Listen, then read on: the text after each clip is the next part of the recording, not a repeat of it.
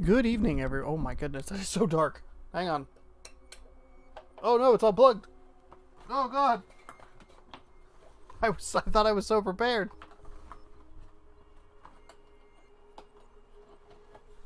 Aha. Good Thursday evening, everyone. Welcome on in to the stream. My name is Sean. This is Tell Me Why Chapter 3, as played live on twitch.tv/Shaunosaurus Rex. Thank you for tuning in, and thank you for checking out the stream over the last year and a half-ish, a little more than a year and a half. About a year and 6.5 months. We hit 2,000 views on the channel, so thank you very much for that. Just wanted to make a quick note of that before we jump into what I'm anticipating will be an emotional finale here of Tell Me Why. Really quickly, quick recap. Really enjoyed the first episode. I think it's some of the strongest work Don't Nod's ever done. There's a couple pieces that I'm not the biggest fan of, but I understand how they work in the context of the story. At least the reveal about the mother early on. I'm still not super sure how I feel. My gut reaction is I don't like the end reveal of the end of episode 1, and it didn't affect it that much. Not that big of a deal. Episode 2, I think, was a little bit of a step down. It has a couple of puzzles in there that I wasn't super huge on. It also, one of them was a sequence. I'm jumbled here. Episode 2, I thought, was a little bit of a step back. Not that much of a step back. Still engaging, still interesting, still really well done. But it starts to feel like there's a few too many plates that are kind of spinning all at once. And it definitely feels like an episode that isn't, pointless, but it doesn't feel like it has much of a conclusion. It just kind of expands the web a little bit, but it has 2 gameplay segments that I'm not the biggest fan of. One of them's in a police station. I just thought it was too long. There isn't a time limit, but the music would indicate that there is a time limit, and some of the dialogue would indicate that there is in fact a time limit, but there actually is not. And the second one revolves around the book of goblins that you get. But because of the way that they have already established that you are supposed to read the stories to understand the puzzles and solve the puzzles, I don't think that one's well implemented because it's a different style of puzzle. So I read through the whole story and then I was like, I don't understand how this, I don't understand how this fits in and helps me solve what it's looking for. And it turns out that it doesn't at all. It's a different sort of thing that you're looking for, which I think is a little bit misleading. I'm also not sure about there's a reveal towards the end of an extra character that, from what I gather, seems to have seen everything, which means that there would theoretically be a character that already knows that things aren't quite what they seem. But I don't know, still a really great series. I'm excited to see where it goes. So let's jump in right now. And conveniently, it did not put me in a weird loop of checking for DLC. In a deep and ancient forest, crafty goblins face the truth about the darkness in the big wooden house.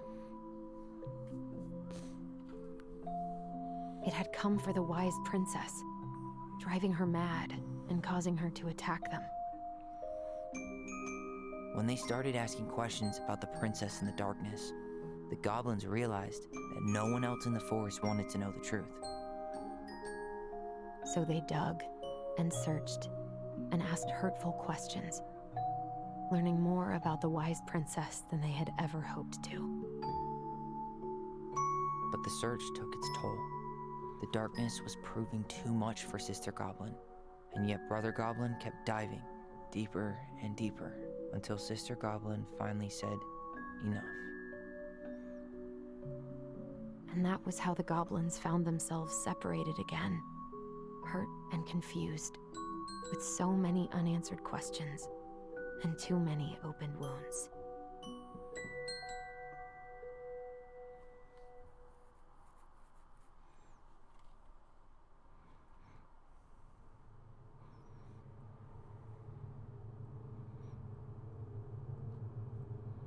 The recaps are really good. Allison, wake up.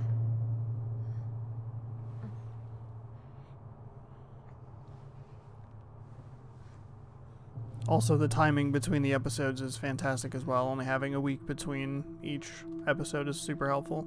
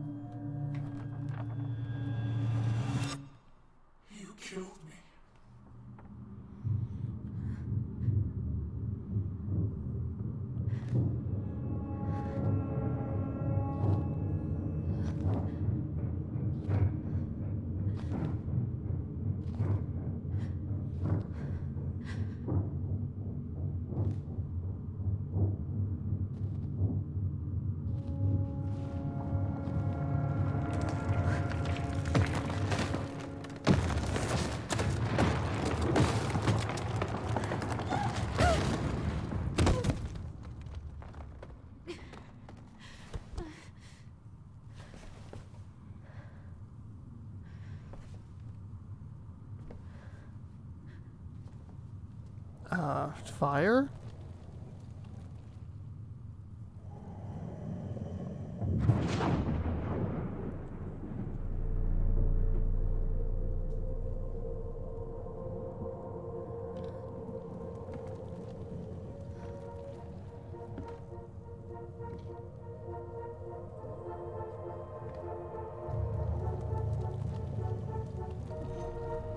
She could only go forward and find a new place for herself in this world, where she was no longer truly a princess in a tiara and a beautiful gown, but a wan woman alone in a deep and ancient wood.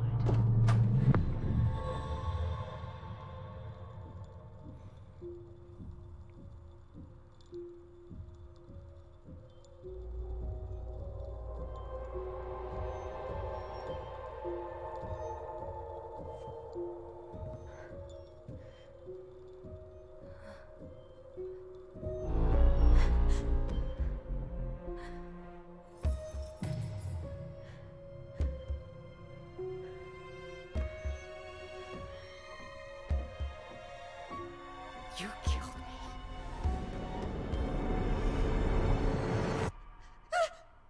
You killed me! Inheritance. Something they definitely have not expanded on is how she feels about this whole situation, which I guess would be maybe the biggest motivating factor in her being like, no, I don't want to dig into this anymore, because, you know, once threads start getting pulled, then issues.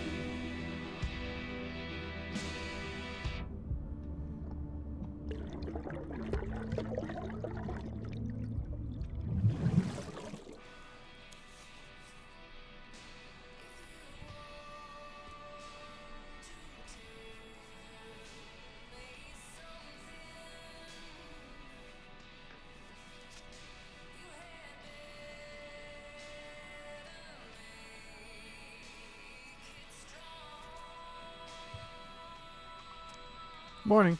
I started collecting the documents you need for your rental application. Left the file for you downstairs on the kitchen counter. If you're still coming to meet Dee for lunch, you can drop off the documents and I'll make some copies for you. Take it easy today, Uncle Eddie. P.S. My famous buckwheat waffles are slowly growing cold in the kitchen.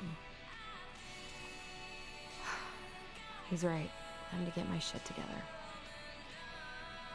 Be a derby girl, hell yeah.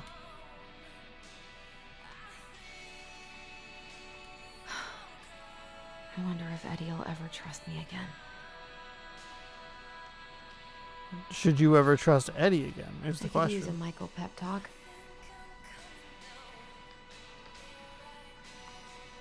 I could use some Michael waffle or pancakes, you know what I Guess mean? I'll have to start fresh with these in Juneau.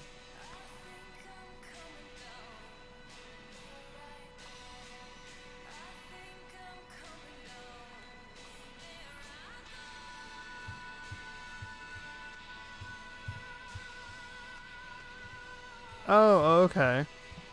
I like the... This is the original... Okay. So this is the original room that you're in at the very beginning of the game, but you just don't have any context as to why... How did we go from being so alike to total opposites? I gotta think about something else. I like that. I like that they leave... It's just you're just in a room, and then it comes back around. That's really cool. I like the way they did that. Now would be a good time to stop smoking and maybe do a detox at 12. They even have the blinds drawn, so you don't know that she's in like the relation or whatever. I really like the way that's done.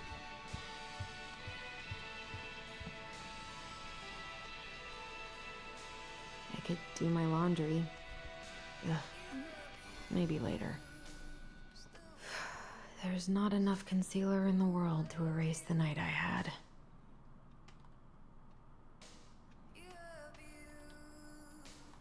Nope, didn't want to look at that. Just wanted to... Good to know I look just as bad as I feel. Okay.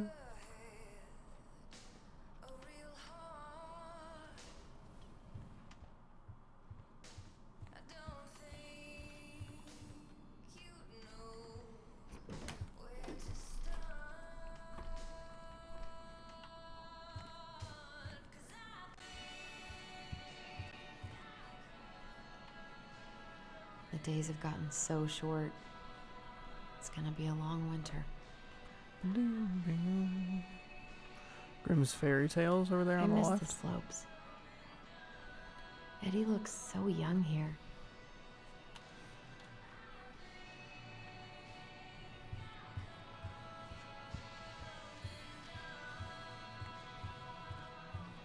Wait. Did I bump something? Is there a memory? It glittered or glinted in the... What the? Ah. I should probably eat something. God, I feel so weak.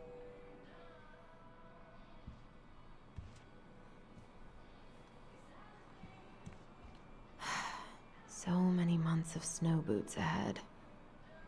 Hell yeah.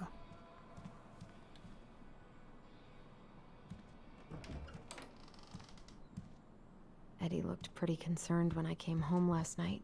I should have talked to him about what happened, but what the hell was I supposed to say?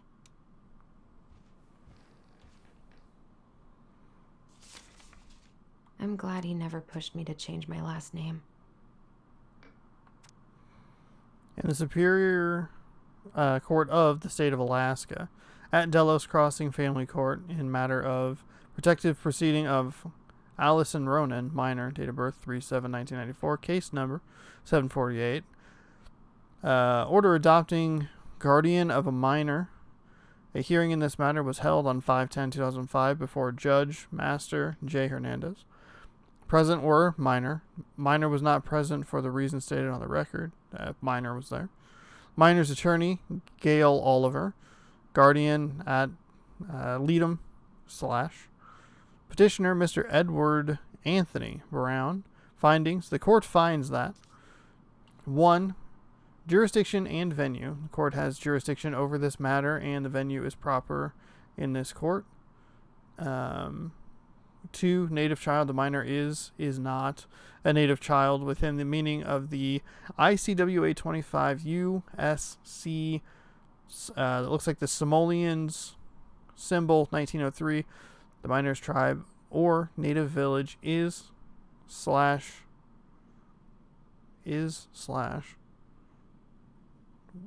weird. Notice of hearings. Notice of hearing was given and required by AS 13.26.147 and probable rule 15B of notice has been waived. 4. Parental rights as requested by AS 13.26.132. The minor is not married, and all parental rights of custody have been terminated by or suspended by circumstances or prior court dates as follows: deceased alone parent, father unknown, estranged family members. Consideration of minor's preference AS 13.26.143. Minor is under age 14. Court has jurisdiction over the mother. Oh, wait. Okay. Court is appointing the... Long story short, she got adopted. Still can't believe Eddie never told me he was paying for fireweed.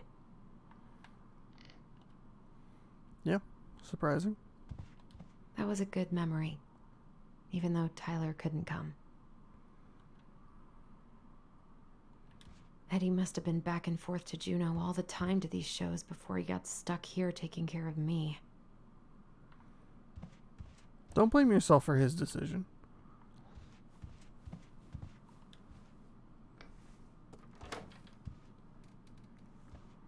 A Dwight Schrute dress up over here. Don't think Eddie's worn this since that terrible blind date 2 years ago.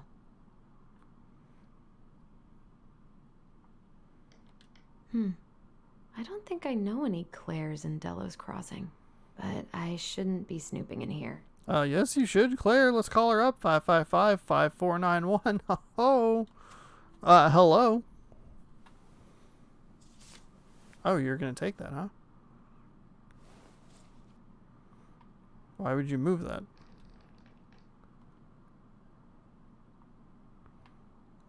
Okay. He's going to know if someone was in here. Why would you do that? He has a saxophone.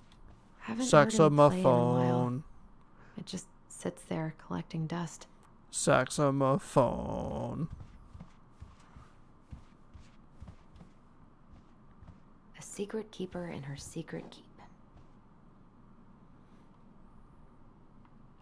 Maybe there's something in the Book of Goblins that'll help me figure this out. Now, I believe I read this one. Oh, I see the one now. Okay. It's there. It's in the bottom left corner of the second page. Kind of looks like a 7, which is what was told to me. Oops. And then the 3 and the 0. Okay. That's weird. That's the solution to a previous puzzle. Shit. I read all of this. Give them back. A silver-handled hairbrush. Is that what I need? Maybe there's something in the Book of Goblins that'll help me figure this out. Let's see if we can find a silver-handled hairbrush. I think that'll be the key. Because I think that's the only, like, real item in there. This is personal. Let's read it. My dear son, I know I'm not getting better. I know I'm not getting better this time. So I wanted to write a few things down for you. I'm sorry to be leaving you so soon. I had you late in my life, but I still thought there would be more time. Makes me happy to know You will have the clan when I am gone, but you will have your auntie to look after you. You always seemed to know when it was time to leave. From the time you were a year old, you knew which shoes belonged on which foot, and you used to bring me mine whenever I was getting ready to go somewhere. I could never figure out how you knew I was ready to leave, but there you'd be, with my shoes every time. You never cried or made a fuss, just helped me on my way. I hope this leaving will be just as easy. And though I won't need you to fetch me my shoes, I know you'll help me on my way. Your strength has always been to accept what is and to do what needs to be done. I am so proud of you for joining the police force. People are going to look to you as a leader now, and I know you won't let them down. Please help the young people remember our way of life. We have thrived as a people since time before memory because of our culture values. Don't let them lose that. Also, remember how important it is to attend to everyone, not just the ones who fit in. It is our way to lift each other up. Everyone has something to offer to the community. They may not see it in themselves, so you've got to show them. Help them along their path as you've always done. Remember, when you uplift others, it makes you stronger too. And I'm sure a very lovely phrase. Mom. Not going to try and pronounce that, because I want to be respectful of it. Silver-handled hairbrush.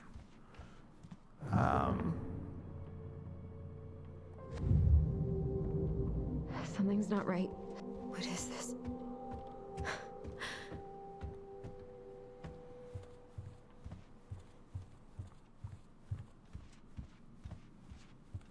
There's a globe. Silver-handled hairbrush.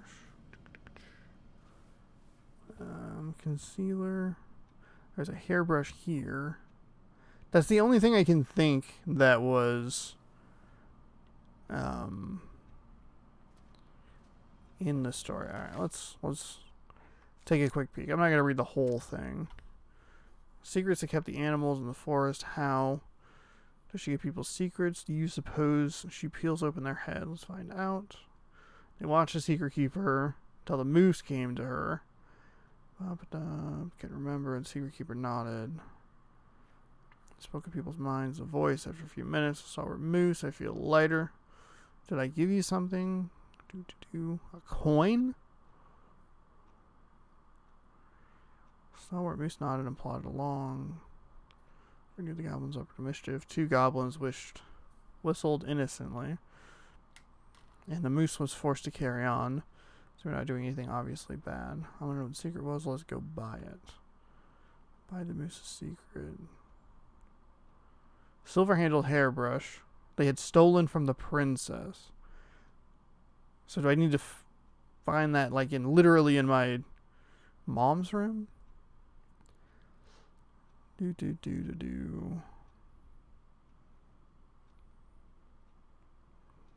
Want to know more? That's the only thing. A coin or a silver-handled hairbrush. That might be later in the game. It's either later in the game or you find it in someone else's room, which is kind of what it's leading me to believe. Never could bring myself to send these. Whenever I tried to tell him how much I missed him, it felt unfair. Hi, Tyler. I know we haven't talked by phone in a while, and I think that's mostly my fault, so I'm sorry. I've just been so wrapped up in my own problems. Sometimes I forget you aren't that far away. Senior year has been the worst ever. I dated this guy for a few months, Bobby, hopefully you don't remember him, only to realize he was a total jerk who didn't give a shit about me. I don't know why it took me so long to figure that out, or why I let it take over my entire school year. I honestly feel so stupid. I also feel stupid for feeling stupid. Anyway, I think what I'm trying to say is life sucks without you. I miss you. I miss your presence, and I miss talking in our voice. Do you want to come to my graduation party next Friday? Nothing amazing. We just have dinner with Uncle Eddie and some neighbors. Tessa might swing by, and I'd really love it if you were there. I realize now that I could just call you and invite you. I don't know why I'm writing a letter, but maybe with all this time apart, I've forgotten how to communicate with you. I'm sorry. I hope we can get back to where we were someday soon. Love, Allison. Okay. So we're currently... I gotta take care of that rental application. No, we need to find a silver-handled hairbrush. That is what we are looking for right now, okay, Allison? We already looked at that. Stolen from the mother's room. So maybe that's the clue? Does Eddie have a silver-handled hairbrush that we can have? I'm going to call him. Hello? Do you have a silver-handled hairbrush that I could use, perchance, for a thing? It'd be cool if you did. Is there anything in here?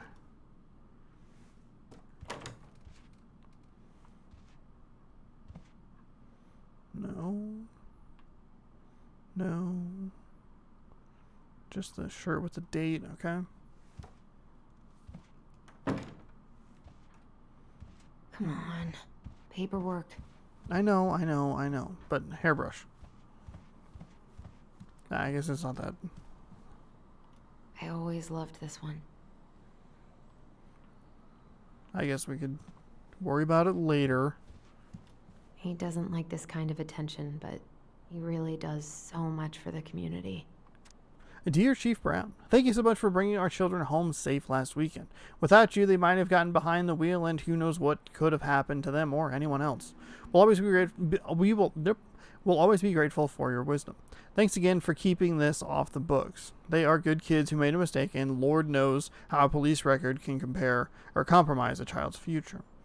We know they will remember your words for a long time, but please rest assured that we will do whatever we can to make sure they understand the extent of what could have occurred, so they can raise awareness among their peers and the community. God bless you, Gail and Toby Locklear, Karen and Bobby Moore. All right, paperwork for the rental I need to application. get all that paperwork together. I know. I wish Eddie's mom could have taught me how to do this. Always feels good when you accidentally...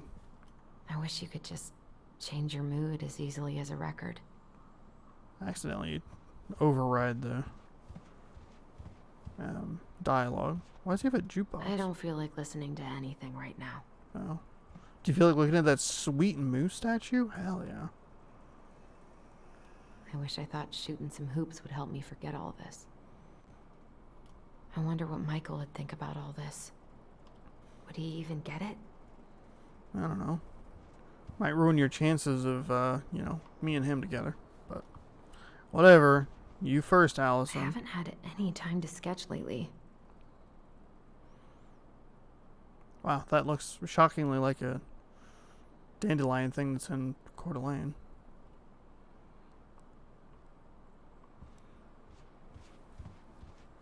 God, the world feels so fucking small right now. I've got to find a way to get out of my head. Oh, there's a Space Needle. Alright, hang on. I think we found our thumbnail.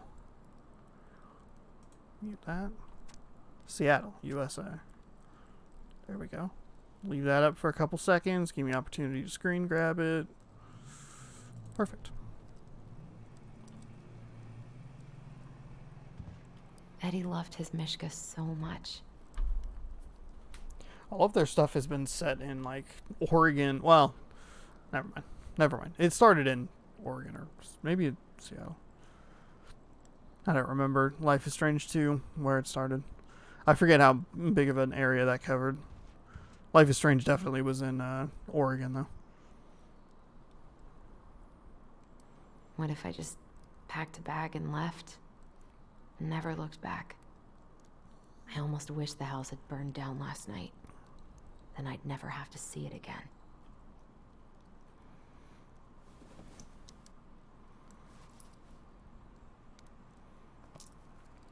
Oh, okay. Oh, it's a quarter. Okay, thought those were pills. Alright.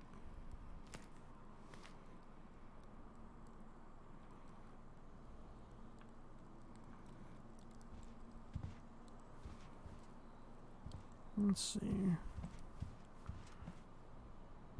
I so don't want to go back to the station. Not after yesterday. Must be great to feel like you belong somewhere. Anywhere.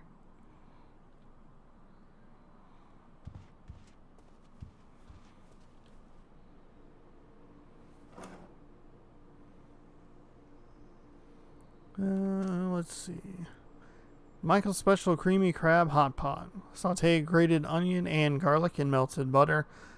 Overload medium heat, add celery and carrot, and wait until they're soft. Add potatoes, vegetable broth, and seasoning to taste.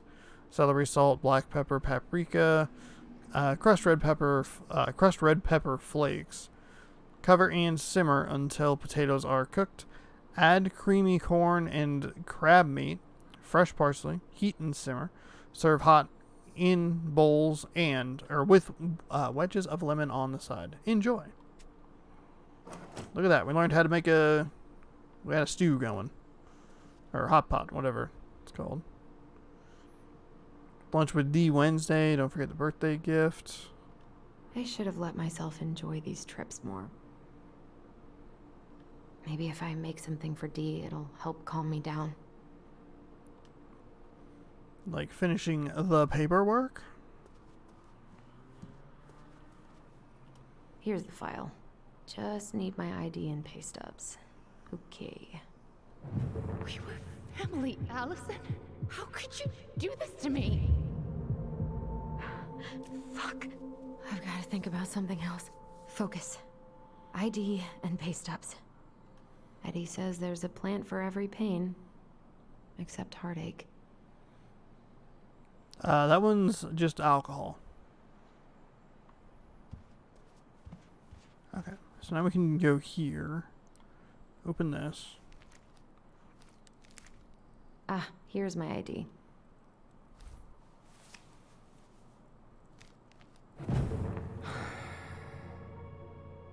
This place was never much more than a bachelor pad, huh?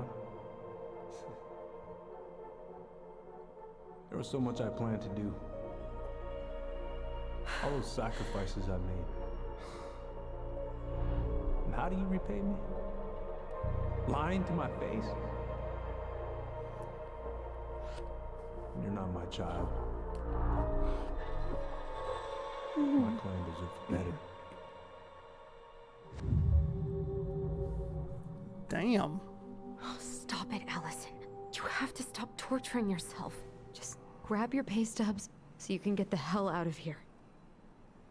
I don't know where that would be. Of all the things that I have and have not seen,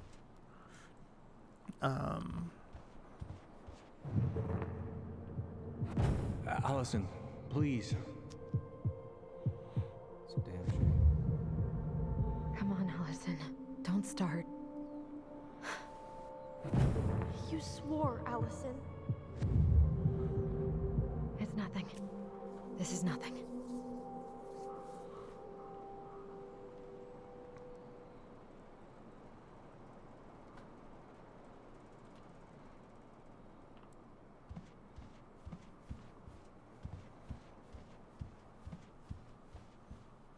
Nothing there, nothing there. I can't really eat anything right now. Okay. So now I need to find pay stubs. But I am not sure where that would be. That's music. We looked at that. I can't leave without all my application stuff. Okay. That's fine. That's fine. I told him I wanted to stop messing with those memories, but he wouldn't listen.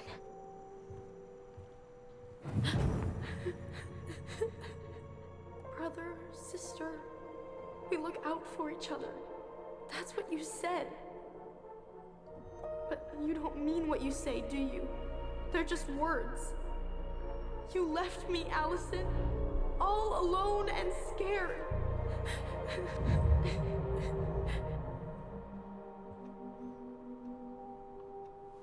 What the hell is wrong with me?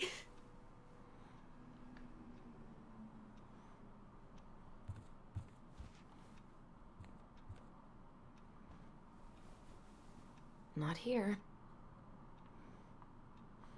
Nothing I can grab. Maybe this will allow me to grab something else that I wasn't able to look at earlier. AKA a silver handled hairbrush, maybe?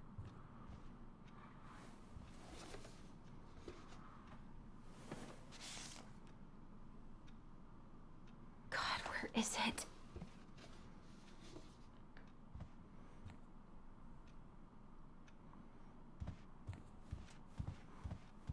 Desk drawer. Oh, maybe it's actually just a coin. Not here.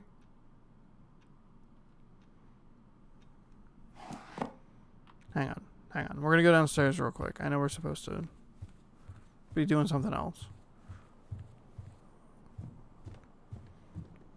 I think maybe I was overthinking it.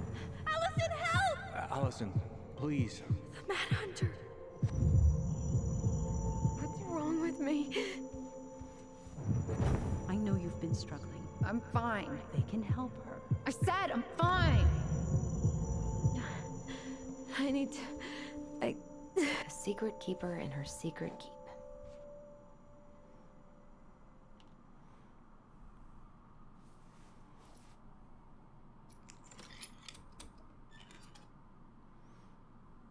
No way. It worked.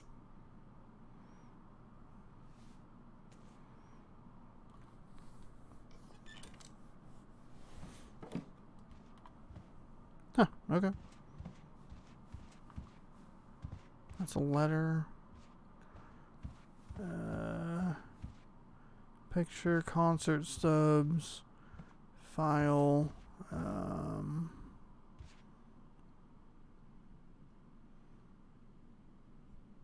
the thing about firewood. Alright. Okay, so I was overthinking that puzzle just a little bit, which is fine.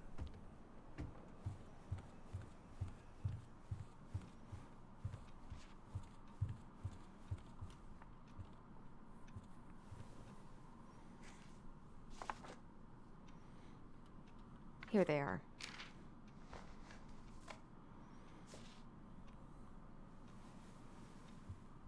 Okay. I think I've got everything I need for the application.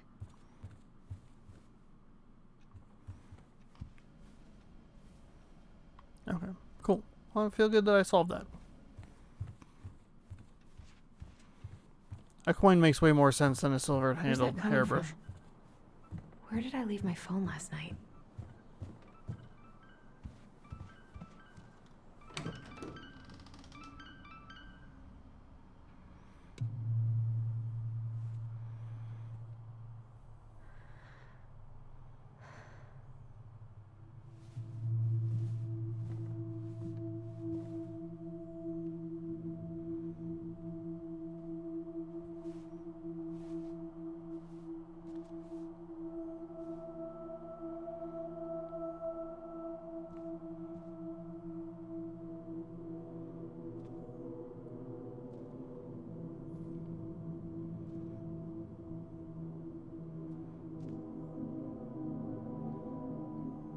My dove. Only thieves and monsters hide in the dark. Fly back to the light, Allison. What the?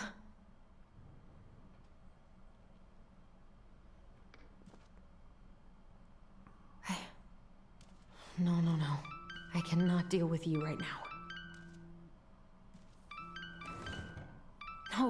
No phone here.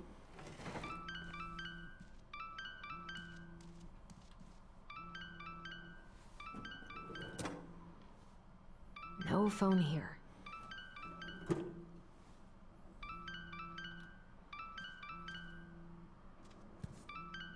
God, where is it?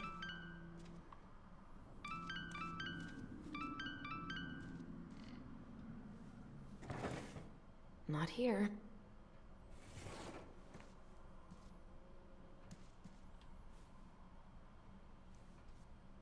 What's it doing here?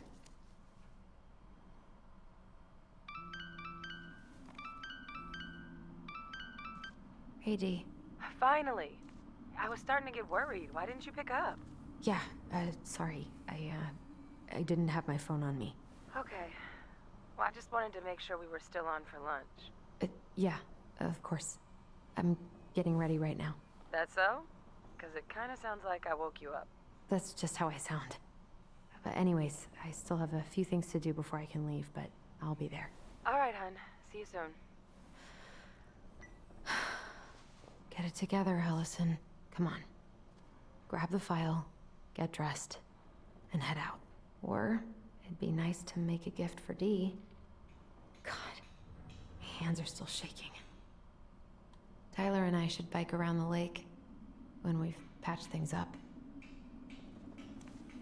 What am I gonna make Can't her? cope with getting rid of any of Carol's stuff.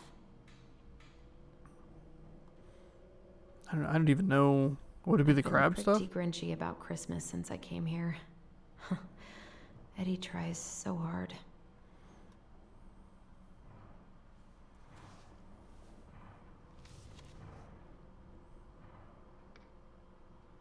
You should have taken care of yourself first, Marianne. We deserved that. This is a totally different life.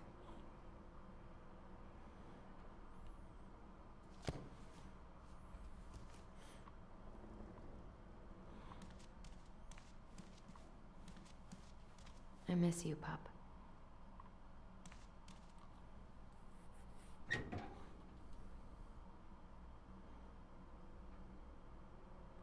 Eddie's been too busy to fish lately. I know he's missing it. Department of Fish and Game. Tips of tails must be removed and salmon harvest must be recorded prior to leaving fishing site or concealing fish from view.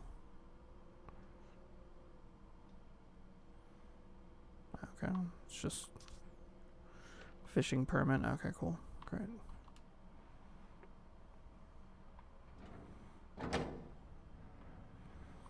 Alright, so we put the stuff together, get dressed, and then we head out. We can make Thea a gift, but I don't know what exactly that would be. Morning. Hey, Allie. Hey. Hi, guys. What are you doing here? Tessa and I were worried after you called in sick last night. She's busy at the cafe, but she sent over some coconut cake, since you won't be making it in for lunch. That's nice, Tom. Thanks. I'm gonna head on inside. Freezing my butt off out here. Okay, thanks. Is Tyler not around today?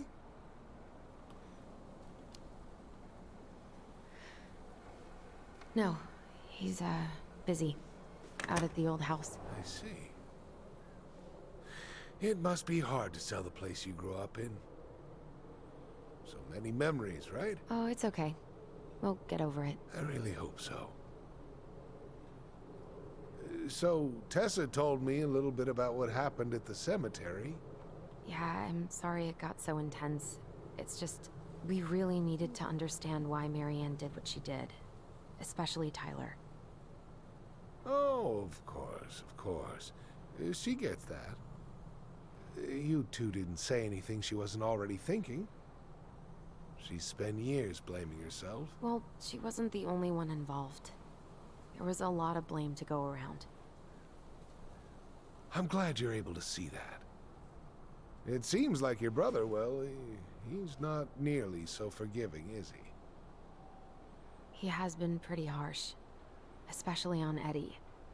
But we both got tired of people lying to us for our own good. Yes, of course. Totally reasonable.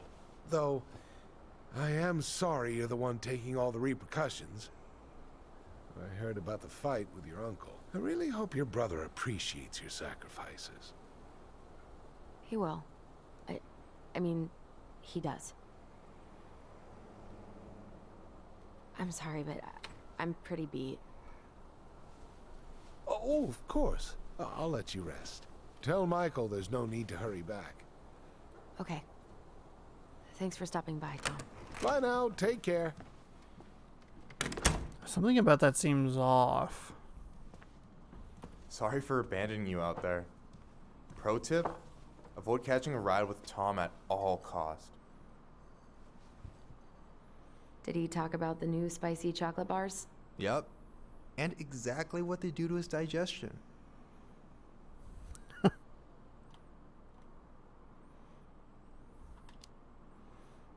Well, he said you don't have to rush back to the store.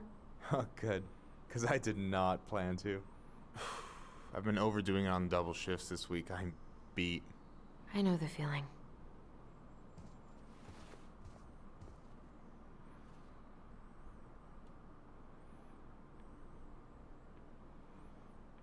So, got some sweet tips at the diner. My Juno fund's grown a shit ton lately. That's awesome. Every table waited is one step closer to freedom. You know it. Sometimes it feels like I'm crowdfunding my way out of here. Help yourself to some waffles if you want. That's Eddie's way of saying I'm worried about you. Oh, that's cute. But I had a ridiculously huge breakfast, so I'm good. I'm glad you're here, Michael. Thanks for coming. Coffee and a friendly face is just what the doctor ordered, right? I just feel like cuddling up in front of the TV all day. Maybe finally binge that last season of Witches of Eldom. Then do it. I gotta drag my lazy ass out to have lunch with Dee. I don't know about you, but I just really need to get out of Delos Crossing.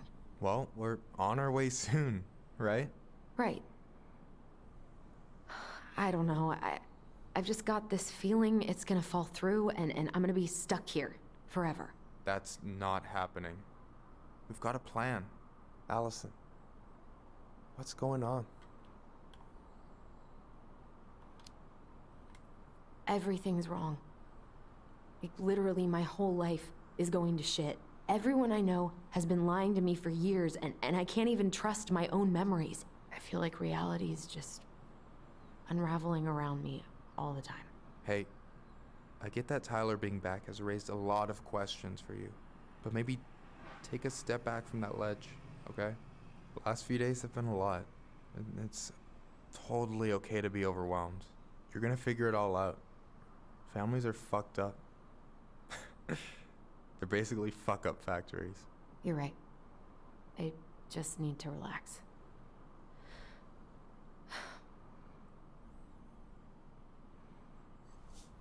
So, maybe this will cheer you up. I think I found the perfect place. Check it out. It's pretty cool, right? Deposit's a bit high, but it's got 2 large bedrooms and a view of the channel. Honey, you're really going to give up our home to live in this ugly box? Oh, God. Allison, look at me. You okay? I'm just... I need to... I just need to sit down.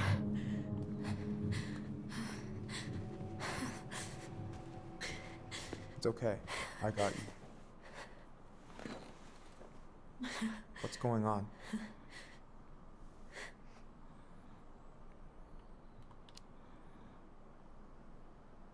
God, everything? My anxiety's through the roof. I can't eat anything without getting sick, and I've been seeing things. Memories. Of Marianne, and me, and Tyler when we were kids, and Eddie, and... It used to just be stuff I'm pretty sure really happened, but... Now I see them everywhere. Shouting every shitty thought I've ever had about myself. I don't know how much more of it I can take. That's intense. I'm sorry, has...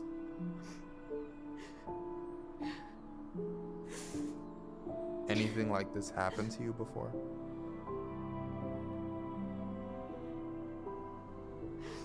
Right after Marianne died, I had a lot of panic attacks, but nothing exactly like this.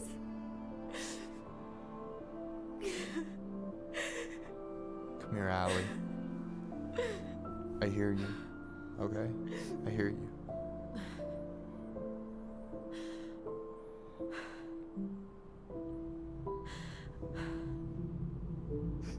He must think I'm completely nuts. No. I think you went through some really bad shit. You never saw anyone about it, right?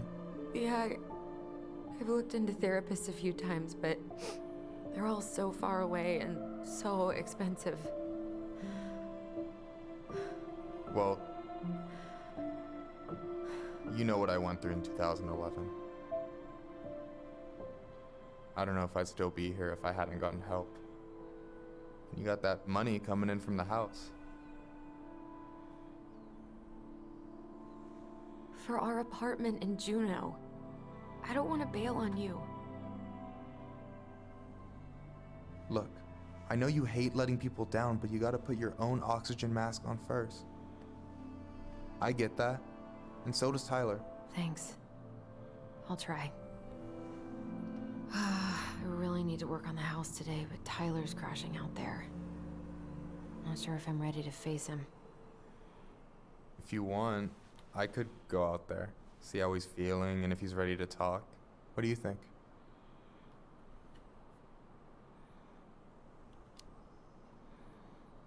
Yeah, maybe that could work. I hope he'll talk to you, though. He's never been the best at opening up to new people. You sure? Yeah, of course. I don't mind trying if it might patch things up between you two. Oh shit, I'm gonna be late for my lunch with Dee. I still need to change and stuff, but I can drop you off at the store if you want. Sure, thanks. No, Michael, thank you for listening. I mean it.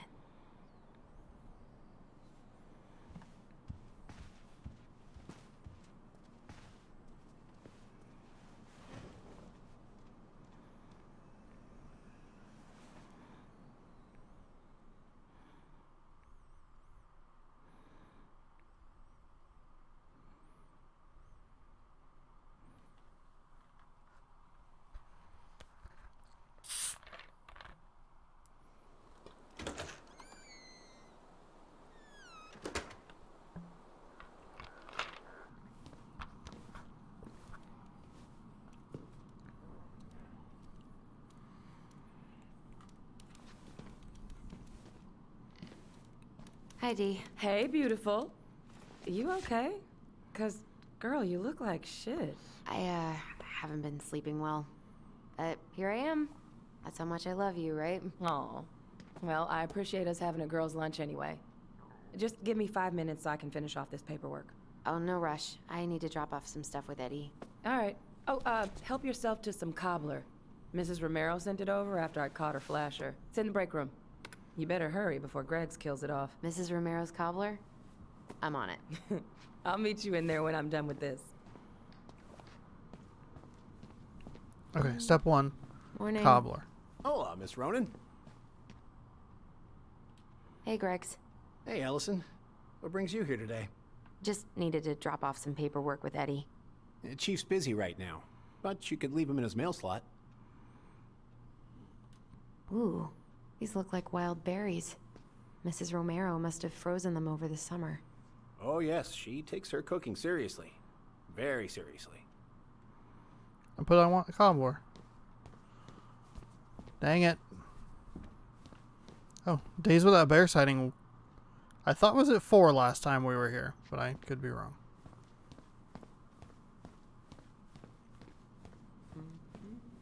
This is not. Try not to hang out upstairs too long. Chief's orders. Sorry. Sounds like Eddie's busy. It shouldn't bother him. I probably shouldn't eavesdrop, but no more snooping. No more snooping. Mr. Gershwin, can you confirm the reason for your visit to Devil's Crossing? Just visiting family. My folks and younger brother live here. Maybe you know him. Works at the post office. Name's Danny. Yeah, I do.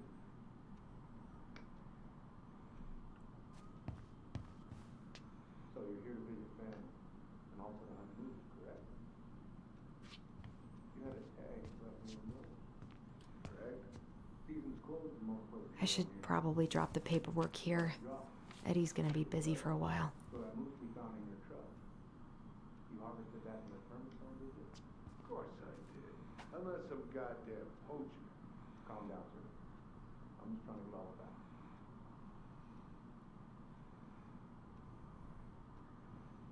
Thing is, some troopers out near Crystal reported finding empty cases by the highway in a closed season zone. Gonna need to inspect your rifle and hunting gear. What? What makes you think those cases were mine?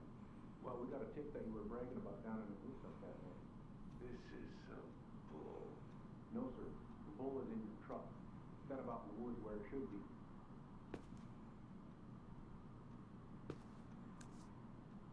Now look, officer. Chief Brown. It was an honest mistake. Lapse in judgment. I should grab a piece of cobbler before Greggs inhales all of it. Stop, we're eavesdropping. And I swear it won't happen again. All good? Is that a bribe, sir? Look, you're already facing multiple misdemeanors here.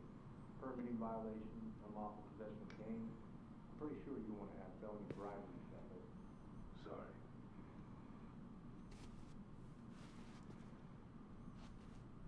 We take game harvesting very seriously out here, Mr. Gershman, as you should know. I do. It's not only about culture and tradition, but also respect. That's why we have law. I got nothing but respect for the law. Do you? What about respect for wildlife? Population's in decline out by Crystal. You just pulled the bull in its prime right out. Do not take away your hunting license for years, Mr. Gershman. Believe you me, this is just a misunderstanding. Gershwin. Have we heard that name Piece before? of cobbler before Greggs inhales Allison, all of it. please. Not for speeding, not for littering, and definitely not for poaching. Yes, sir. I mean it, Mr. Gershman.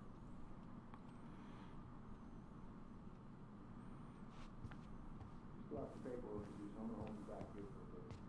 But it'll give you time to read the Alaska State hunting and fishing regulations. Refresh your memory. Here. You're giving me homework? You prefer a $5,000 fine? Or probation? I suggest you read that document carefully.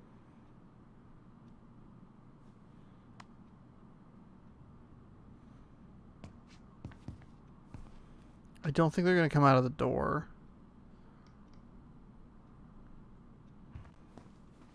I should grab a piece of cobbler before Greggs inhales all of it. Yeah, I know.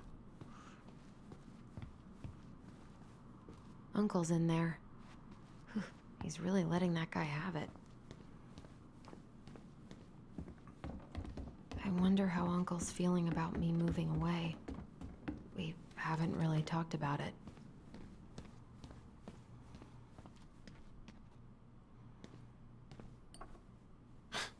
These dock workers are getting on my last nerve with their stupid strike.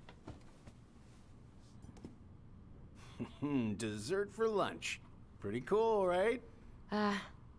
Pretty cool, yeah. I've always had a sweet tooth. Got it from my mom. She baked darn near every day. Need to start being a little careful, though. Doctor's orders. Brenda may be in for it, too. God, that kid can eat. Linda's pretty concerned, but, growing boys, right? He needs the extra energy. He wants to let her in rest. You were not kidding about the cobbler. This may be her best batch ever. Right? What are you having? Trout pie and, black radish. I'm on a diet. A cobbler diet? Hey, shh, shh, shh, shh. I won't tell if you won't. What you reading? Oh, about that dock strike and the trouble these folks are causing for everyone else. Ugh, I hate strikes. What is this, Paris, France? Come on! It's the only way most people have to get anyone to listen.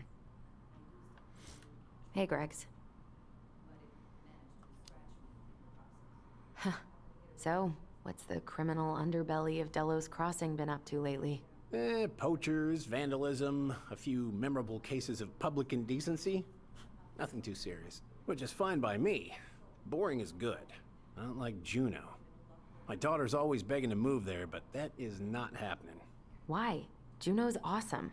There's like actual things to do there. Drugs, that's why. Property crime's double the national average. People coming in all the time from God knows where. Oh, I didn't know that. Hey, Gregs. Got any big vacation plans coming up? We'll probably go up to Anchorage for Thanksgiving. Linda's sister lives up that way. But I'm also secretly planning a family trip to New York City for New Year's. Been saving for 2 years, and I got it all arranged under a fake email. That's really cool. I'd love to go there someday. It's probably our last big trip before Lauren's off to college, so I wanted to make it count. I'm sure everyone will have a great time. Yeah, the fake email plan, I'm sure won't go poorly at all.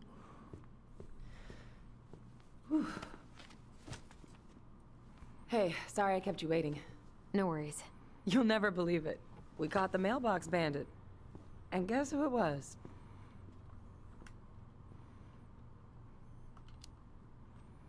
Wait, huh?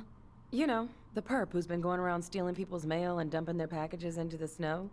Anyway, Dr. Torres caught him. She's got him locked in a cage in the back of her SUV. Wait, she's got him where now? It's a raccoon. Delos Crossing's most wanted turned out to be some trash panda stowaway. And this is how legends begin. Anyway, I'm so sorry to bail, but I gotta run this little guy to animal control now. Probably best I take a rain check. Oh, it's okay. Totally, I understand. Duty calls. Thanks. Well, we need to try again soon. I feel so bad about missing your birthday. I thought about making you something, but I was a little strapped for time, so... No, I get it. With your brother back, I see where your priorities are now. What? No, it's not... Relax, I'm just kidding. I really gotta go now. Right, I'll call you later. And try to get some sleep, all right? See ya. Thanks for leaving, for enough time for that conversation to happen. Well, there go my lunch plans. Hey, your brother didn't tag along today? No. He didn't really want to show his face around here after the mess he made yesterday, huh?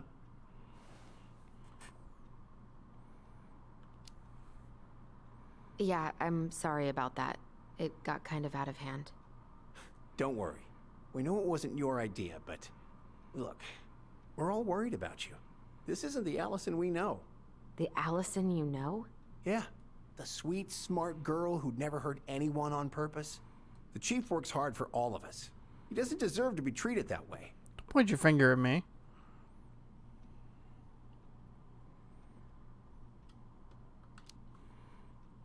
We did what we had to get what we needed.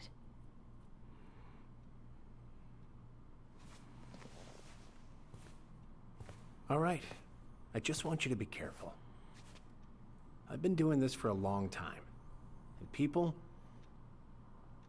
they mostly don't change. Even when we really want them to. Look, I'm really tired. Can we not do this? Allison, I like you. I really do.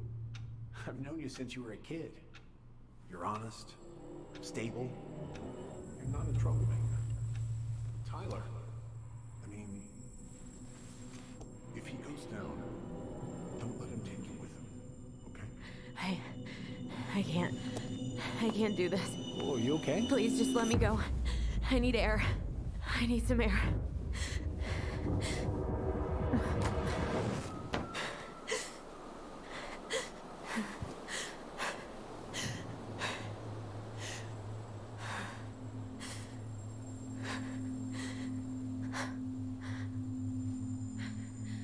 Ty?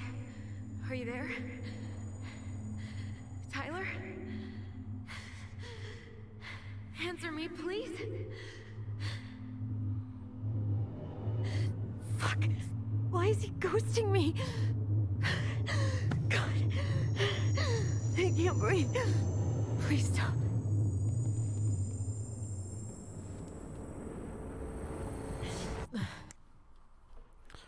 Oh, God damn it. See if the internet wants to cooperate. We re-cooperate.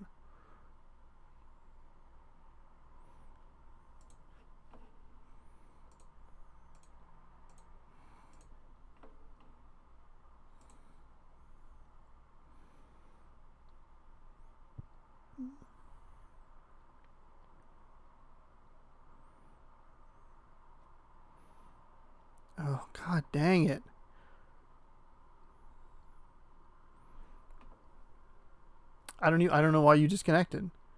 You fart face.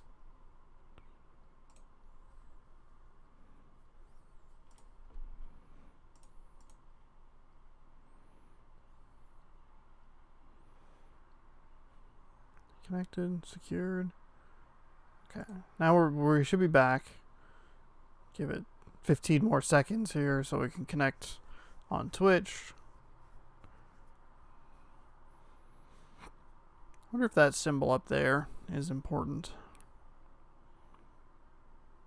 0. Okay, connection successful. Reconnection successful. All right. Go here.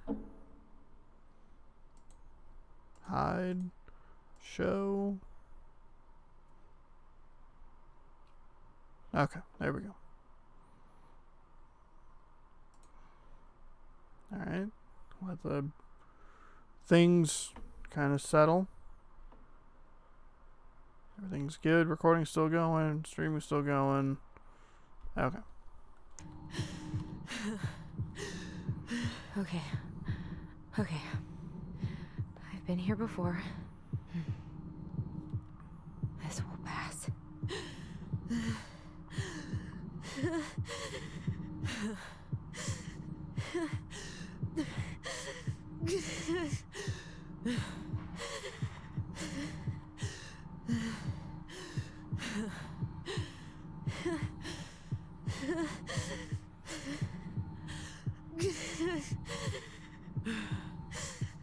I just need to breathe in and out. Follow the circles.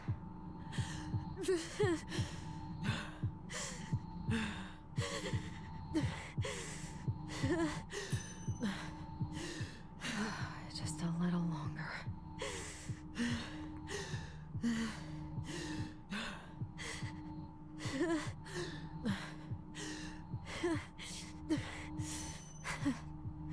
Just keep going. In and out.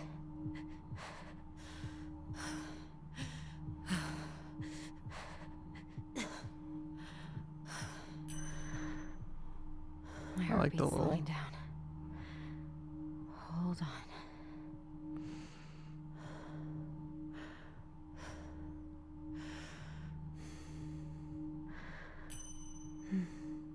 You're getting there, Allison. One more. You're getting there. One more.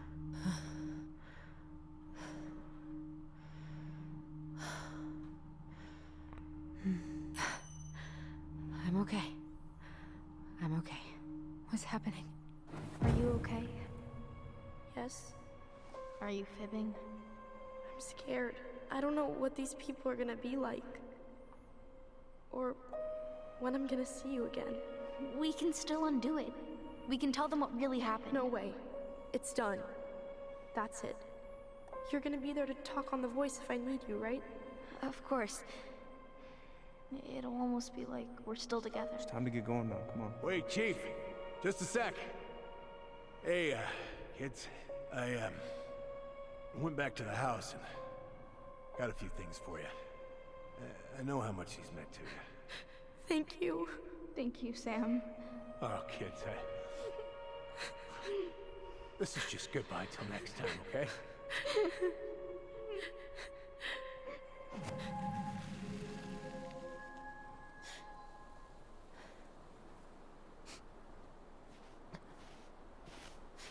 Allison? What are you doing out here? It's freezing. I just needed some air. What happened? What's wrong, little moose?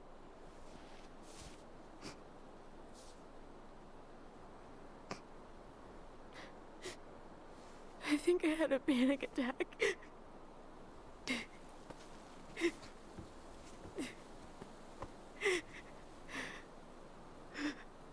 It's gonna be okay. Let's get you inside and warmed up. Then we can talk about what happened.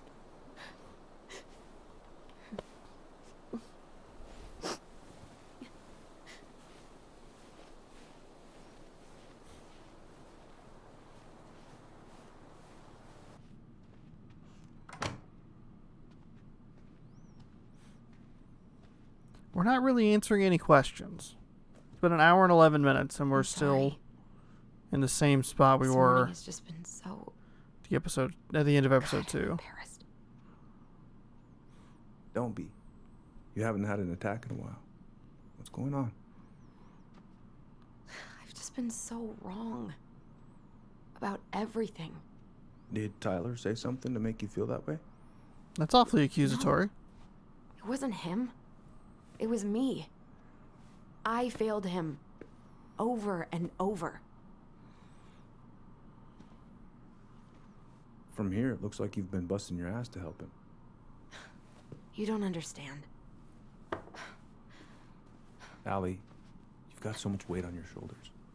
With Tyler coming back, and your big move, you know, maybe it's time to ease off some of this other stuff that's clearly stressing you out. If you mean Marianne, I can't. I owe it to Tyler to see it through. Do you? I don't know why you've always blamed yourself for that. It wasn't your fault.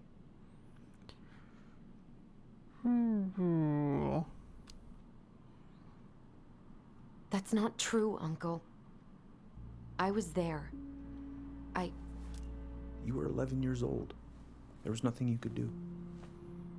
Well, You can't go on letting it haunt your every waking moment.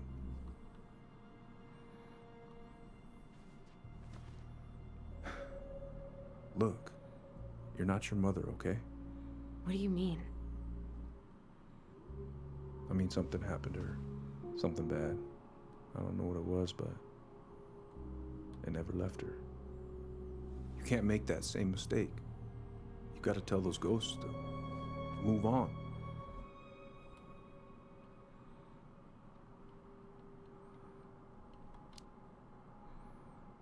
Uncle. It was me. I was the one who had the scissors. What? What are you saying?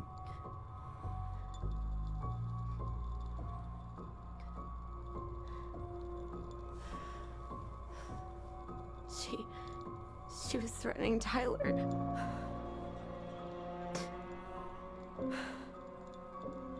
So I stabbed her.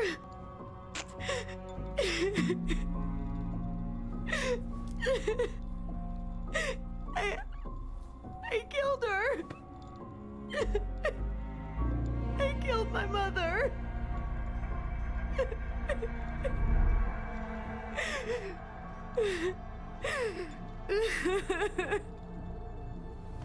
But Tyler confessed. He went to Fireweed. We lied. We lied to everyone.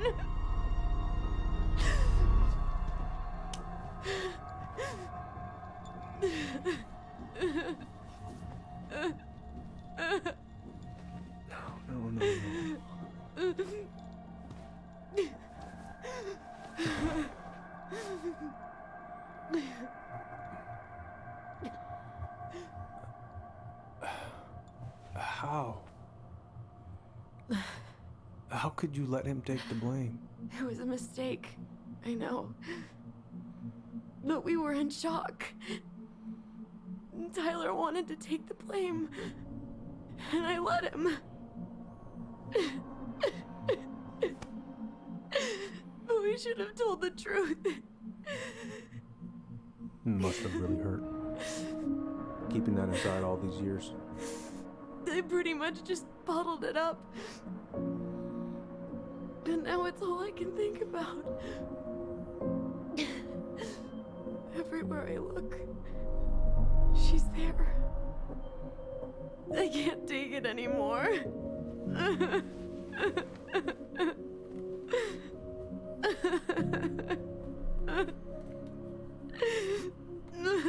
It's not easy to admit something like that. It takes a lot of courage, Allison. I should have seen it. I'm so sorry. None of this was fair to you two.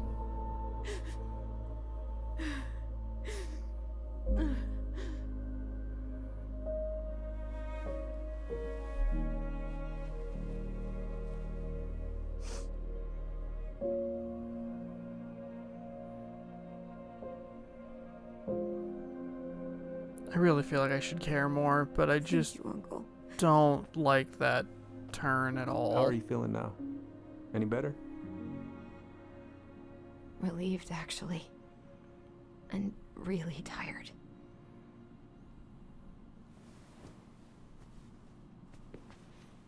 Yeah, when they revealed that at the end of episode 1. I was remembering something earlier. When they revealed that at the end of episode 1, I was like, I don't know how I like this, and I just don't think it's... I don't think it's nearly as interesting a twist as they seem to think it is.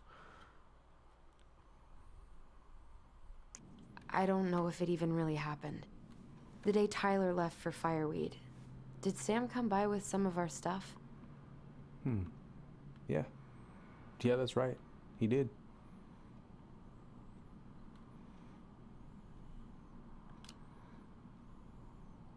How close were he and Marianne?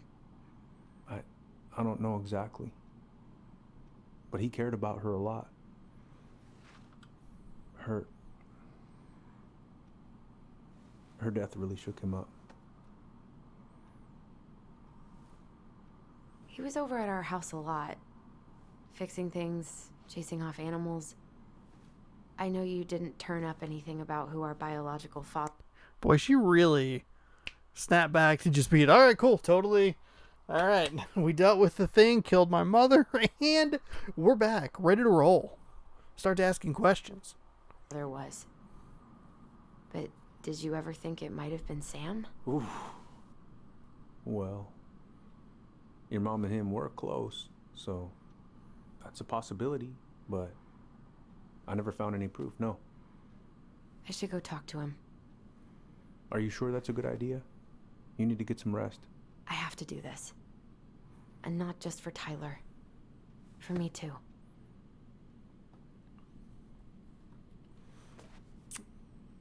I love you, Uncle.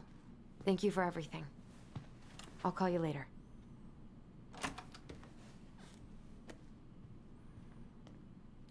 Also, he took that remarkably well as well.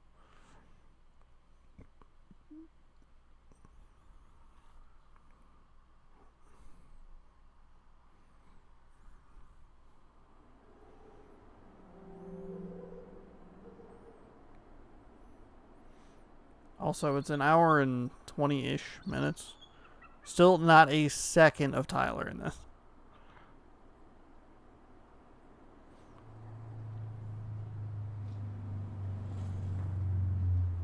Okay. You can do this.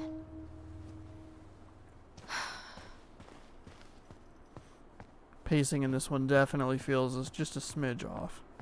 Read? What am I reading?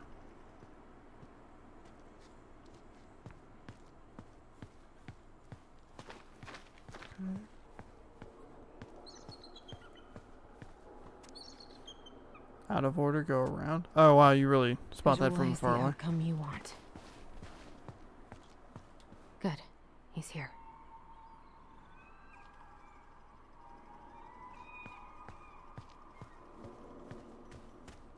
So we have two guesses on who the father is. I think it's Sam, but we also have Tom. Was a guess in the chat. So in the last episode, the end of the last episode, I should say.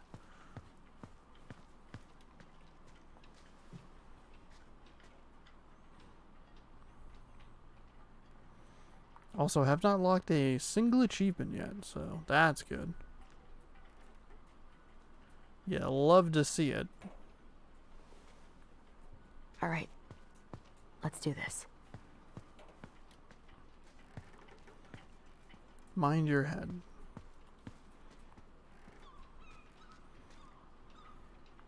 Yo, you fuck my mom? Family's family. Get it. Fuck it. Oh, Allie, Hello. Hi, Sam. Are you okay? Yeah, I'm fine.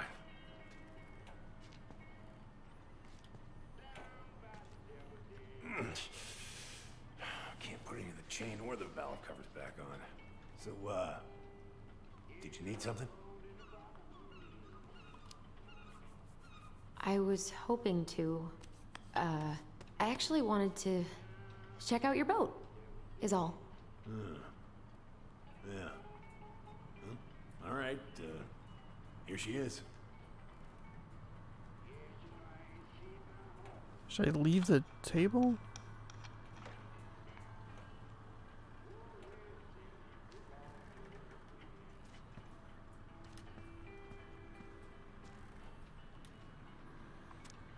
Hey cuz, I left you my boat a month ago, and as far as I can tell, the only work done on it is how much beer you can fit on it. I paid you in advance as a favor because I know you need it, but god damn it, I need my boat. Family is family, but get it done by this weekend. Where's your Or, brother? I'm reporting it stolen, and I know you're tired of Police Chief Brown on your ass. P.S. Answer your goddamn phone.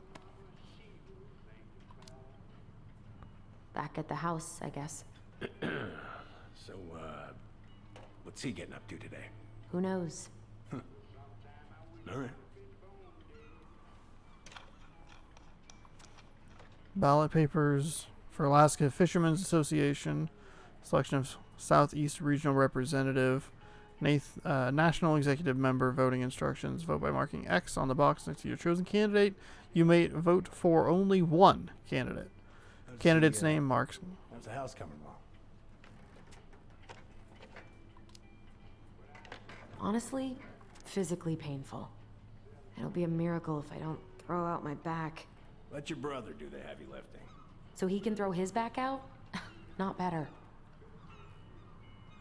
Jonathan Shelby or Michael Wang Jr.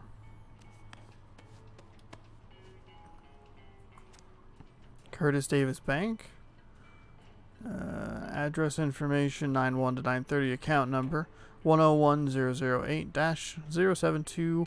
Billy buying some corroded, rusty-ass junker. Samuel Kinsey 710. Account summary. Ooh, account balance as of October 31st, 2015. Ooh, that is a negative $446.75. 76 cents, excuse me. Payment received $75. Previous balance $23.45. Date description withdrawal balance. Gaz Inc. 701. Funds transferred to personal check. Funds transferred to personal check. Vendi Vici, Gaz Inc. Delos Lumber and Scraps. Return check. Oh, RIP.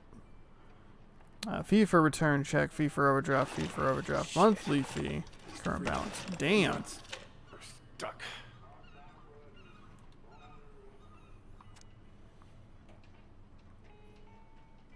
Alaska First Judicial Court District Court, State of Alaska versus Samuel Kennedy for a violation of a DUI. Summons, notice to appear. You are hereby summoned to appear in answer of this complaint the following date and time: 3:30 on December 13th, room number 6. Court appearance is mandatory. Failure to appear will result in the issuance of an arrest warrant. It's a nice DUI you got there, buddy. God. This article about ocean acidification is really unnerving. Oysters are vanishing. Oh, there's an article in today's paper about how climate change is ruining the ocean. Yeah. Fish have gotten puny. Spotting fewer and fewer whales. I don't know where we're headed, but we sure as hell are going there. Oysters are vanishing at unprecedented rates due to increased acidification of ocean waters. The Delos News. Da-da-da-da-da-da. Breaking news. Sam, were you ever with my mother?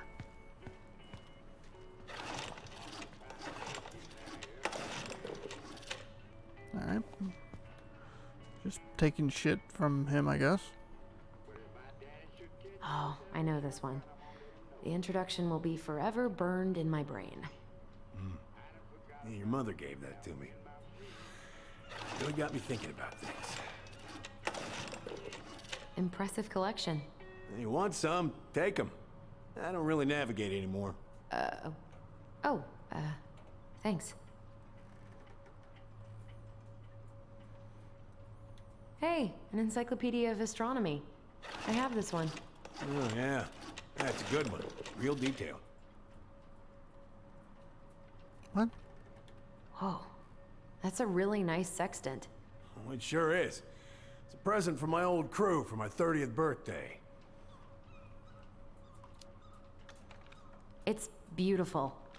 Well, it's mostly just for decoration these days, but I'm a big fan of doing things the old-fashioned way, you know? Yeah, because you're crusty and old. We get it. Also, that sextant is the only sex he's ever had. Heyo! Fucking got him. Oh!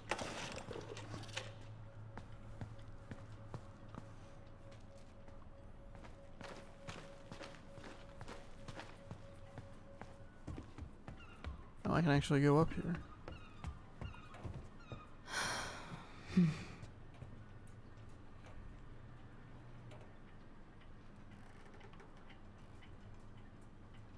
All right.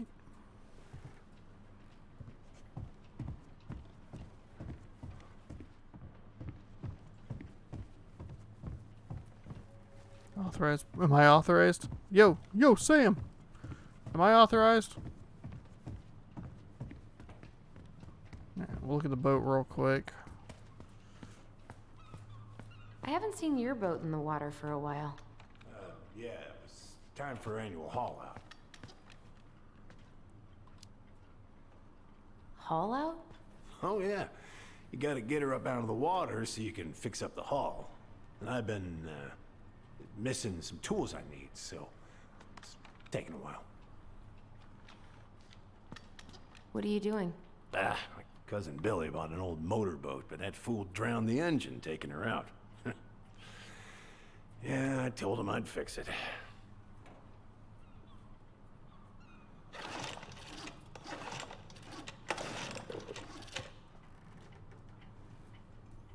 Would this help? Oh, thanks, Princess, but that ain't it. It's in a red can. Not a princess. What? Oh, damn it. What happened? I busted my finger with that stupid wrench. Grab me a gauze. Should be in that cupboard over there. What cupboard? What is happening? What cupboard? This one?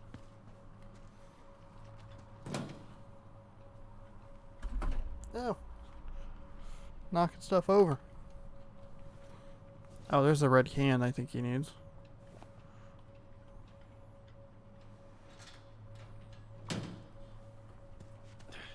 Unless we're not. Find anything?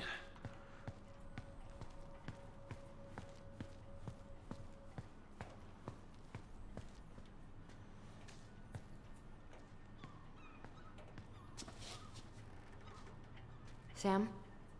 Are you our father?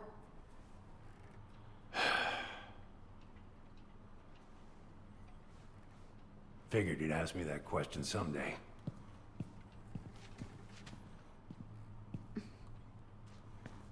Well?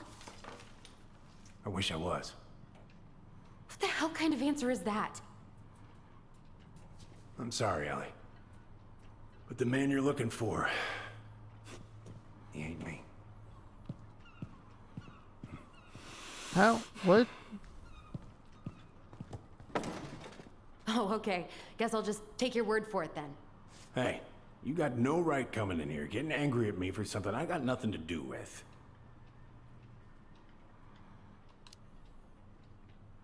You two were so close. I know you meant something to her. You honestly think I would have let you two grow up without a father? I may be a deadbeat, but I'm no coward. But you must know something. I truly don't. Your mama, she never... Look, we were just friends. I mean, take a look at old Sam.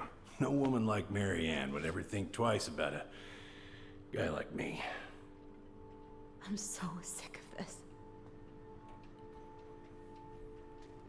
I'm so tired of trying to unravel all of Mary Ann's fucking secrets. I don't understand her. I want to hate her so much. But I don't even know who she was. Come with me. I want to show you something.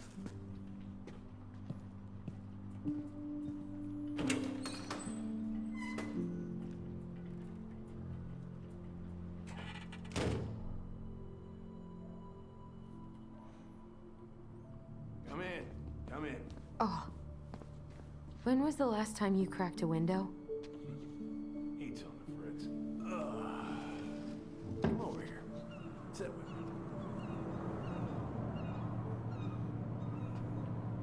Much better.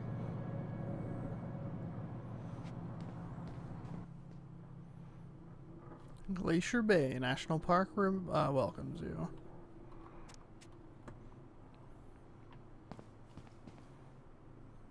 Looking sharp, first mate Kansky.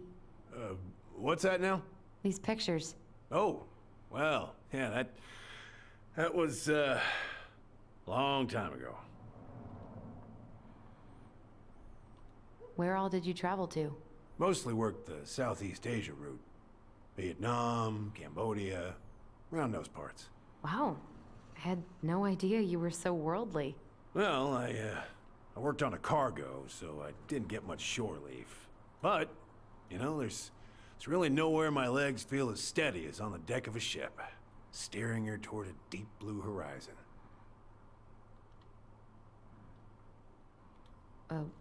What do you do on board? Oh, I worked the deck. Started out doing maintenance.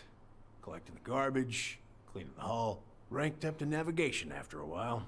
Right. Hence the sextant. AKA the only sex you've ever had. Boom, got him. Again. A joke so nice I made it twice. Why is there a burnt up pan in your garbage? Oh, yeah, that. Might have fallen asleep cooking dinner. Glad you're still with us. Sam's gonna die in an explosion. He was trying to make macaroni and cheese. If it gets the house sold, it gets the house sold.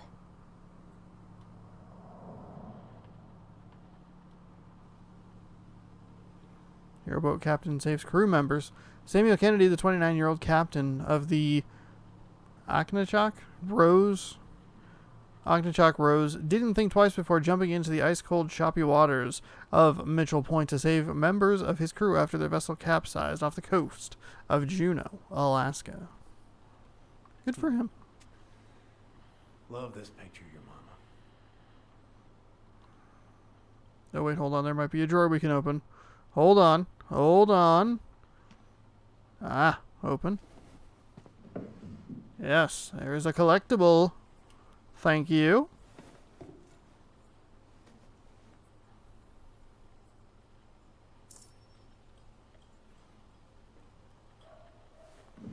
Bam.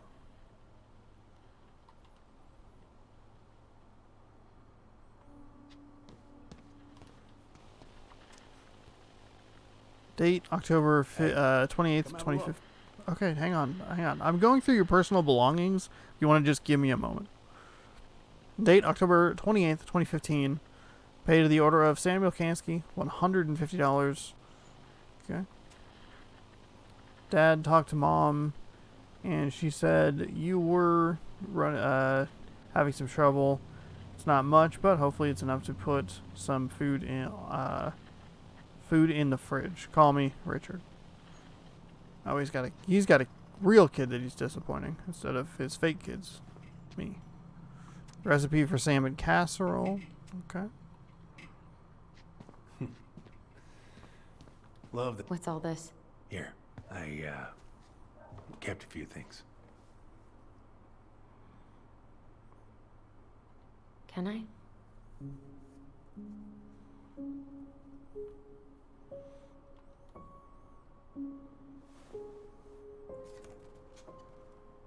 She looks happy.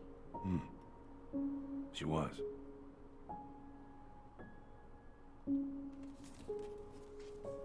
When was this? Why are you wearing a square hat? Oh, yeah, that was when I finally got my captain's license. Gary Ann's the one who pushed me to get it. Made me wear that stupid hat when I went to take the oath.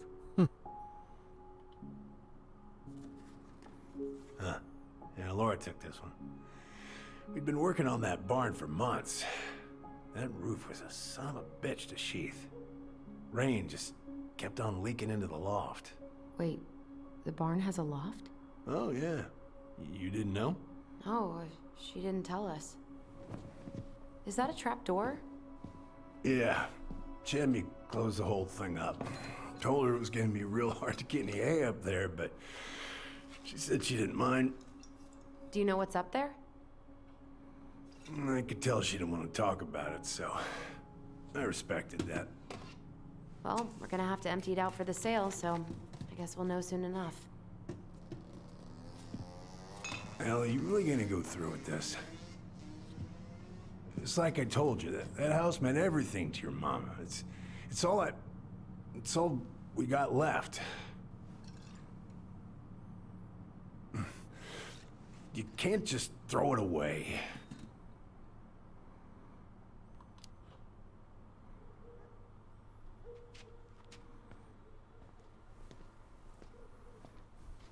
I'm sorry. I know how hard this has been on you. But you need to move on.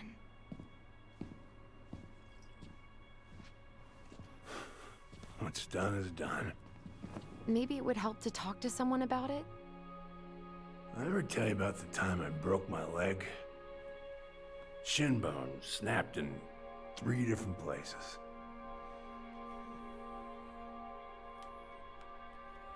It stuck on my ass for a month.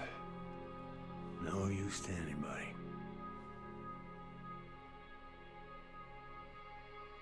I was so down I couldn't even bring myself to get out of bed.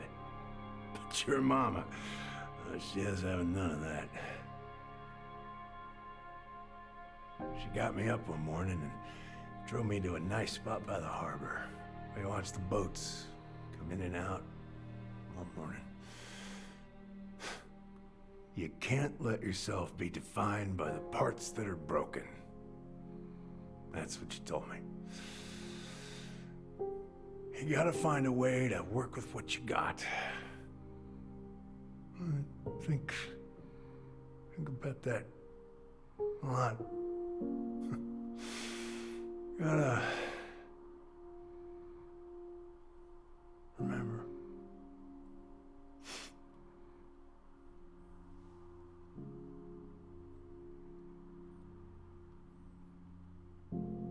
What?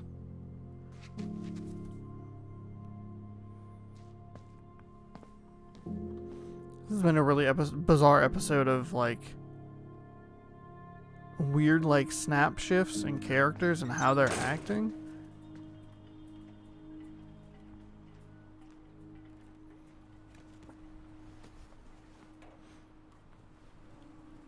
Took one drink of bourbon and he's like, well, that's it. It's all over.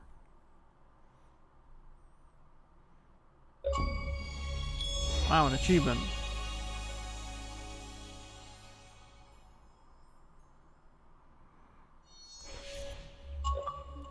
Hey, a weekly quest. Woo.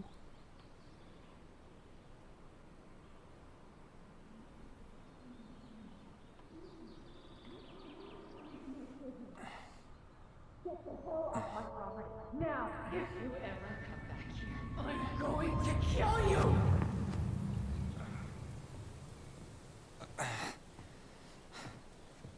Hey, Tyler?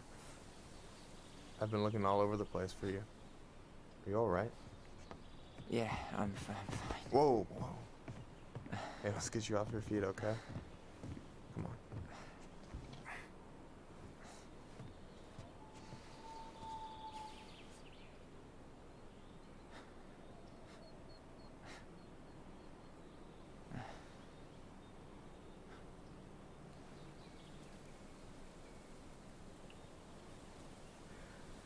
Listen, if you want to be alone, I'll go. But if there's anything you need to get off your chest, I won't snitch. You saw Allison? How is she? Yeah. I went back to check on her this morning. She was in a pretty bad way. Whatever went on between you two, it wrecked her. Look, I don't want to drag you into this. Well, I'm already in it, and you look like hell, so... I just got a lot on my mind. Well, I know one thing that's good for that. As a wise man once said, fishing is the cure to the wounds of the heart. Was that wise man you? Hey, like I said, I gotta write my own legacy. So, you in? I don't know. Come on, we're burning daylight. Let's go. Where are we gonna go?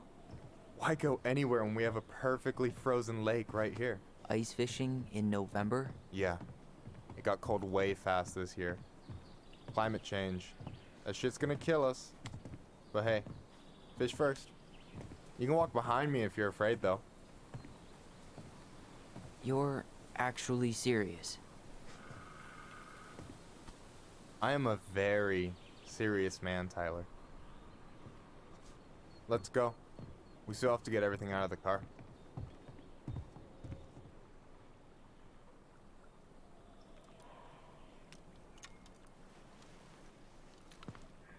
Stage is set.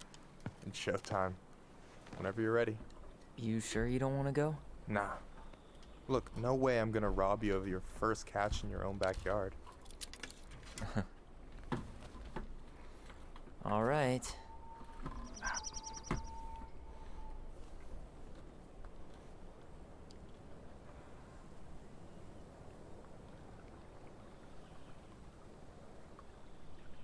Got everything you need, by the way? Yeah, I'm good. Man, I'm so gonna miss this. Miss what? Just hanging out and fishing and...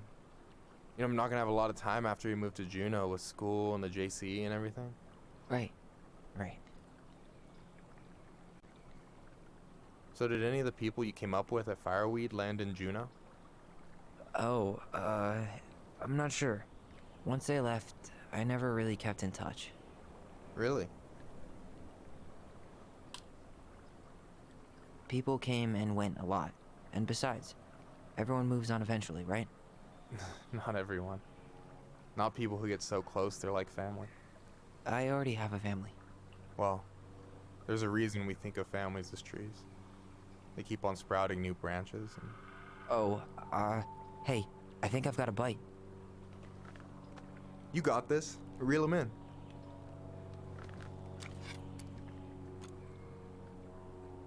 Come on, pull up on the rod.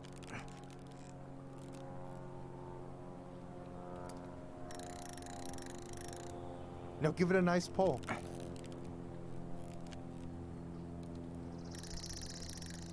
got it. Slippery little. Got it. Bravo. First of many. Pace yourself. It's a marathon, not a sprint. Is that in regards to the Thanks, episode, Sensei. or? Oh, hey, did you want to make solid plans to hit the buzzard hole? The river might ice over soon, so we shouldn't wait too long. Yeah, sure. Sweet. I was planning to go Saturday. I'll pick you up on the way out. Cool. I'll set my alarm to ass crack of dawn.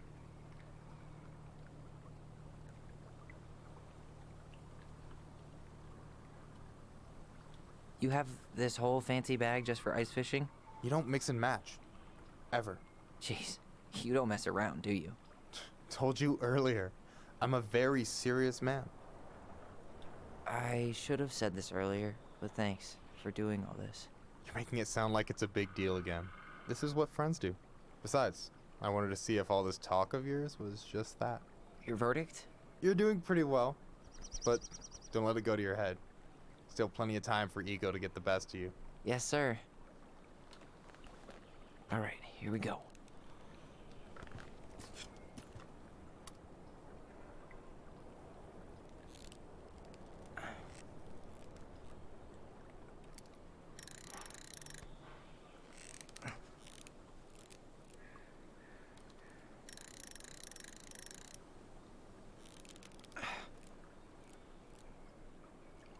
I'm here. Okay. Not terrible fishing mechanics. How about them apples? Oh, nice job. So, you weren't all talk. Impressed? I only see 2 fish in my cooler. For now. So you gonna tell me what's in the cooler, or what? I could tell you. Or I could watch you squirm a bit longer. Ugh. You're a terrible person. You know that? You betcha. So, about last night. I don't know what Allison said, but from my side, well, I thought we were on the same page. But it turns out we weren't. Hey, so don't tell her I told you, but last week your sister was almost unbearable. She was jumping up and down with excitement at you coming back. Really? You better believe it. Look, the last time you saw each other, you were kids. Just because things have changed doesn't mean you can't work it out. I know. It's probably my fault. I really pushed her last night. I just don't get why she always has to run away from everything. You blame her? Avoiding the problem doesn't make it go away. She's so fixated on selling the house. It's like she's trying to bury the past. And why would she want to do that, Tyler? Even the good parts. Look, I'm not picking sides here. Okay, but she's been murder house girl ever since it happened. Now she's got a chance to put it behind her and start fresh. Shit, I'd be pretty eager too.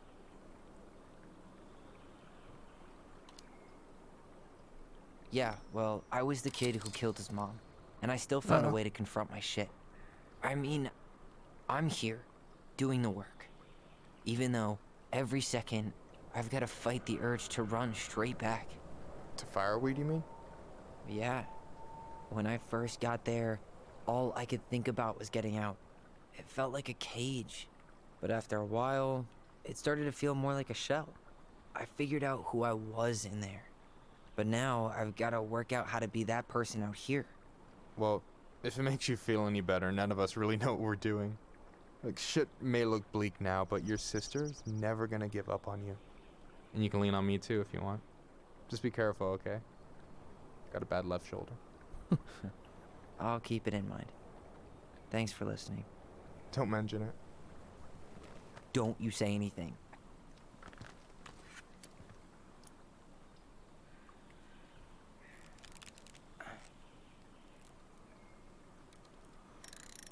So I'll probably be...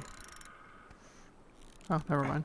I thought this was going to be like a four time... Oh, 3. Surprisingly. Easy. Oh. Whoa. Bam. 3 out of 3. Well played. I got nothing. That was clean. I'm a little disappointed. Hey, can I ask you something that's pretty personal? Sure. Take off the gloves.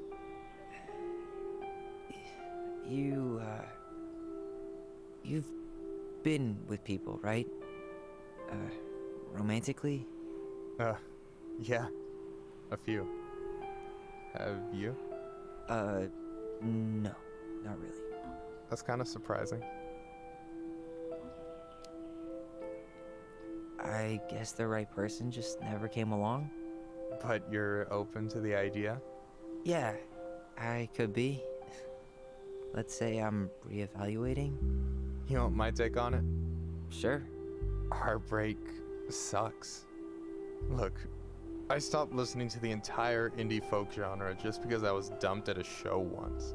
But I put myself back out there just like everyone who's ever gotten their heart stomped on. Because when you meet someone who really sees you, you don't have to pretend anymore.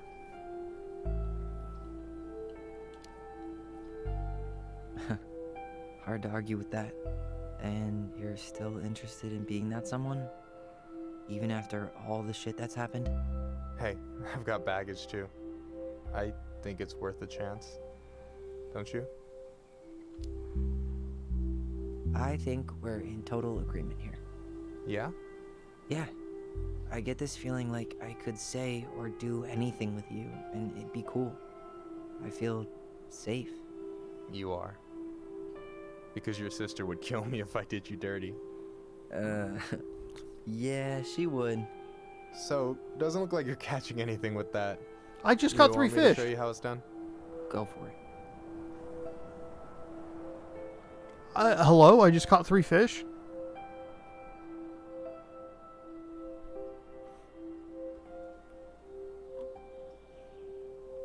Hey, you're missing the show. Is he naked?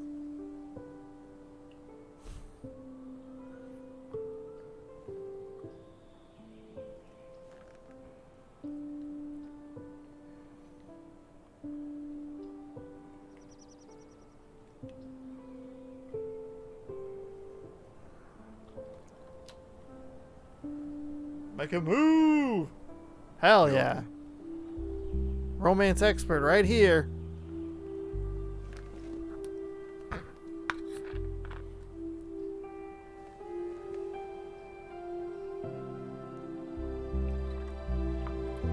Look at that artful shot.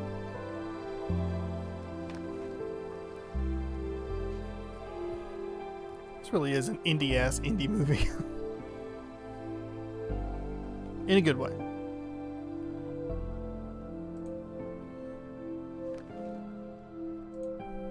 Thumbnail, potential thumbnail number 2. I couldn't move my mouse for the other one. Oh, look, she's here. What were you doing? Not making out with Michael on the ice. If that's what you were thinking. I was not doing that. I did not catch 3 fish and then kiss him. So, yeah. Yes, one way to put it. Hey, Allie. I think I'll just show myself out. Okay, call me later? You know I will.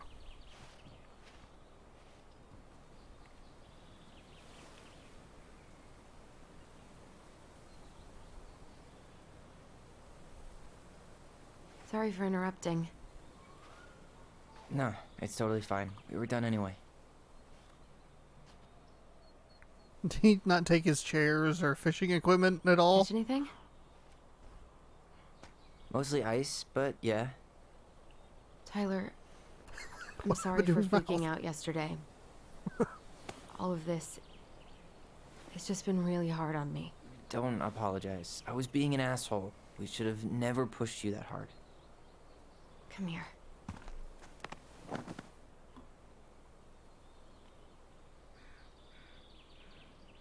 God, why did I miss you so much?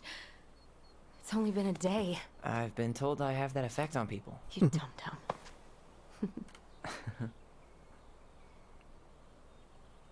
Okay, so I need to show you something. What? You're kind of weirding me out.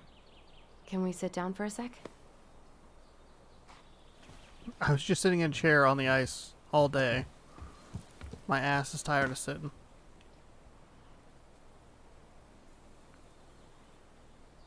So, what is it?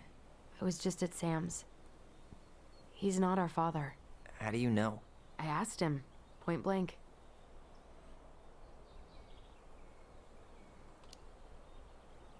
I'm not surprised. Burning down the barn didn't really seem like a Sam move. Yeah, I guess it was silly to suspect him in the first place. He'd never hurt Mary Ann's kids.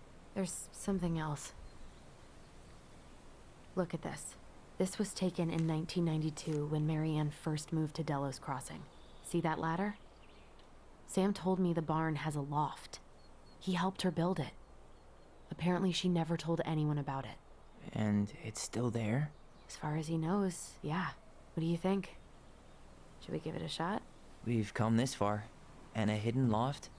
That's got secret shit written all over it. Let's go.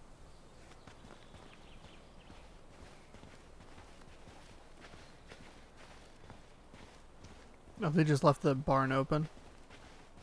Just like, hey, no big deal.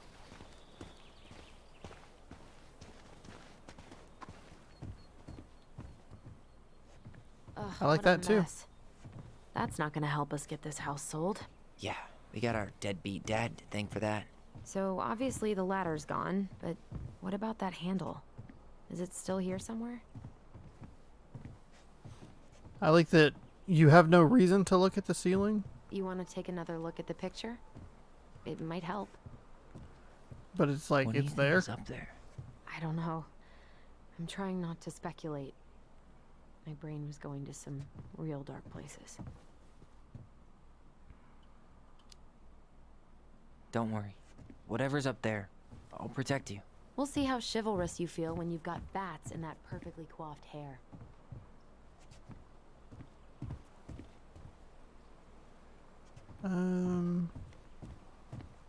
So do I need? Maybe I need to look at it, and that'll. Okay. What am I?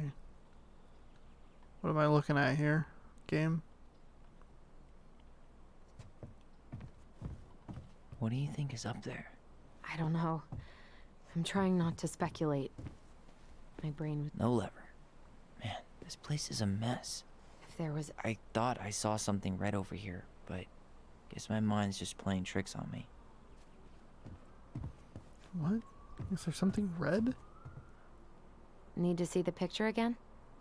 Yeah, and like actually like zoom in? What?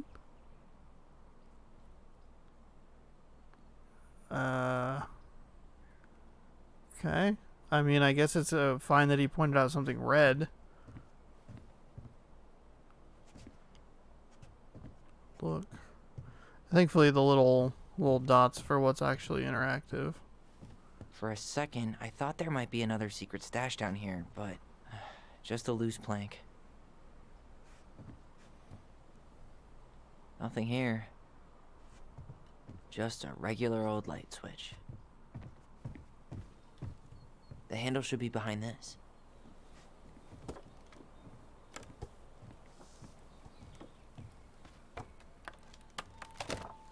Oh.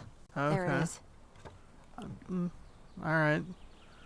The picture's too far away.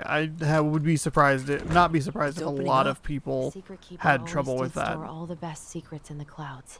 Yep. Oh, Come on, okay. let's find a way to climb up there. I like that aspect of it.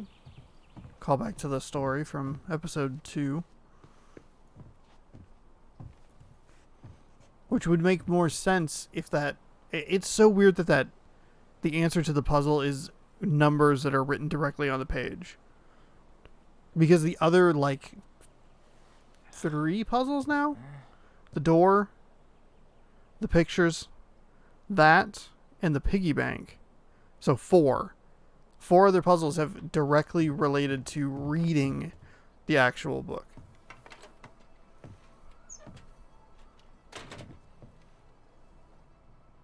Oh, okay. That makes sense. I think somebody put in the chat in the last episode an attic.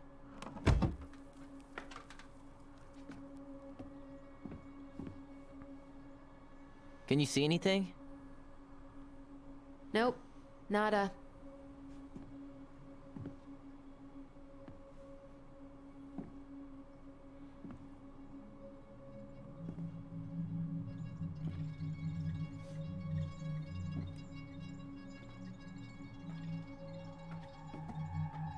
Here, found a switch.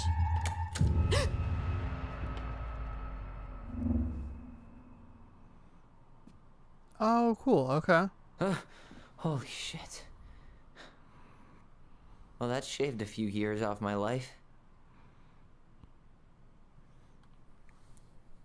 Very intro, recappy style. Whoa.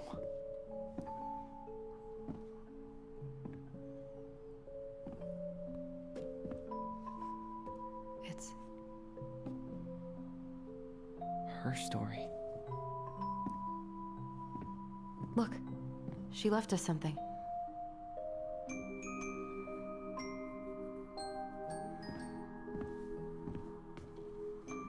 It's got a combination lock with letters. Do you think she hid the code somewhere in all this? Knowing Mary Ann, probably. Well, You want to do this? Yeah, let's start here.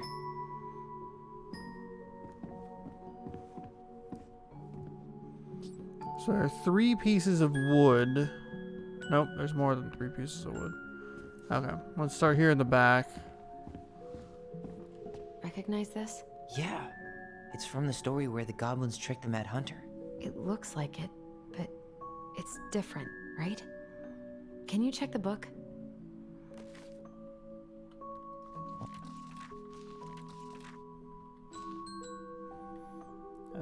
Dun, dun, dun, dun.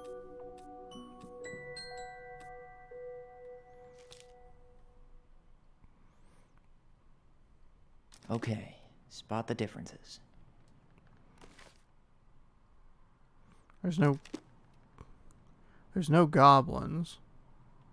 It moves. Oh, some of these parts are buttons. Oh dear God. The princess is running away from the Mad Hunter. Who was sent by the Gold Lady, according to the story. Do you think the Gold Lady could have been Marianne's mom? Oh, I mean, fuck. she always used to say she moved to the end of the world to get away from her family. Huh. Yeah, you're right. She ran away. Just like the princess is here.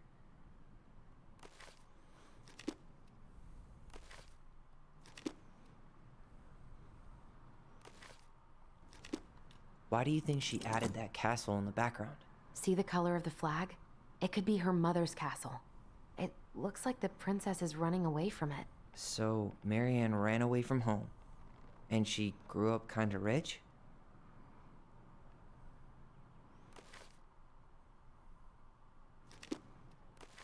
The lily pads are fine. So it's probably just this one. The Mad Hunter still has 2 hands here. So this was either before the Gold Lady cut off his other one, or after he Oops. earned it back? Okay. Which either makes it before most of the stories, or after. Yeah, at some point when she was running away from whatever the hell the Mad Hunter meant to Marianne.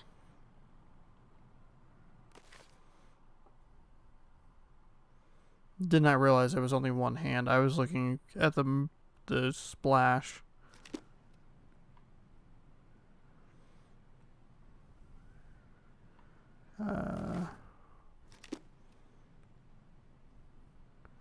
Once upon a time, there was a young princess who felt hopeless. Once upon a time, in a castle just beyond the ancient deep forest, the Bad Hunter was punished by the Gold Lady for failing to return with the Wise Princess. So maybe that's wrong? It's not the same title, so I guess that counts as a difference. That's it. Whoa. What's in there? Oh God. Pictures, letters. Have you ever seen any of these? All the pictures of Marianne I've ever seen were the ones hanging on the walls. The Gold Lady. That was definitely her mom. So, did Marianne grow up kinda rich? Maybe. Would have been nice to have some of that. I can't believe she was a ballet dancer. Marianne. And a good one, too. God, that's so not her.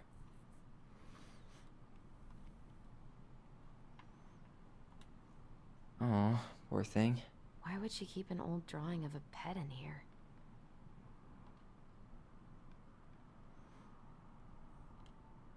Wow, I don't think I've ever seen a picture of her that young. I think that's her mom in the background.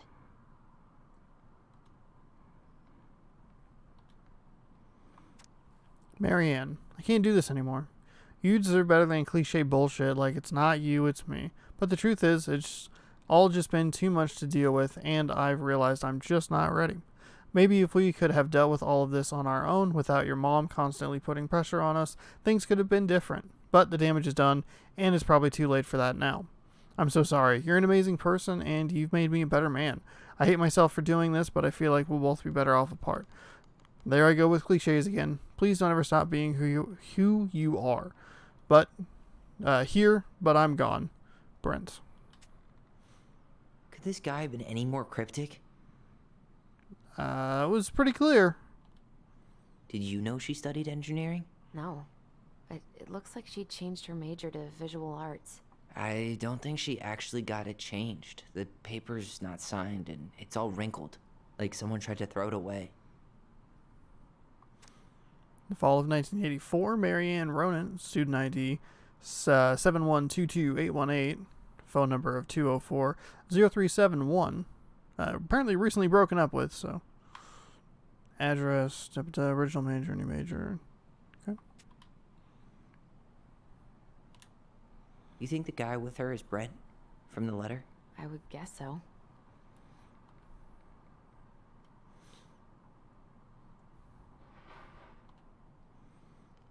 Tyler, see that little light? I think we need to solve this one next. I don't actually see the little light that you're referring to, but alright. There's the gold lady again. She's all over the board. There was a figure of her in that stash by the Mad Hunter painting, right? Oh, yeah. So maybe all of this is related to what we found in there.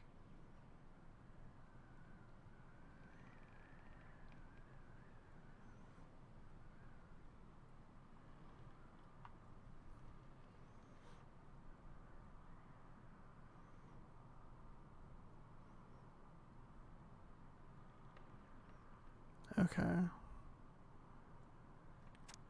Her cruel parents kept her locked away in their musty place. So this one would be a bird. Hey, I can move the piece next to the gold lady. All these pictures. They look like images from Marianne's life before Delos, don't they? Well, some of them do anyway. Maybe that's it then. We need to figure out which ones are real? The Ballerina. princess dancing, playing violin, spinning wool. I guess this is stuff she did for fun? Notice how unhappy she looks in all these pictures?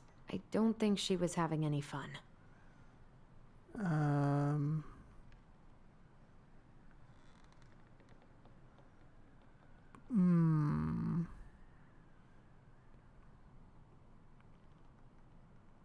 Maybe this last one's the correct one? Brokenhearted because of the mother? The wise princess looks like she's trying to run away. And she's being watched by the gold lady.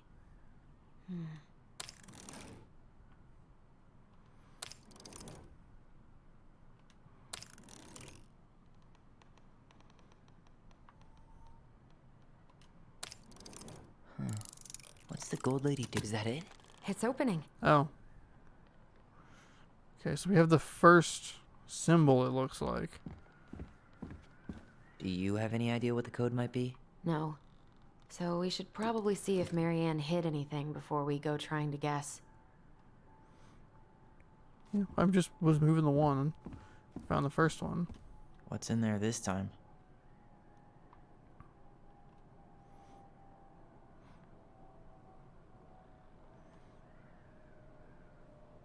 Is that Carol?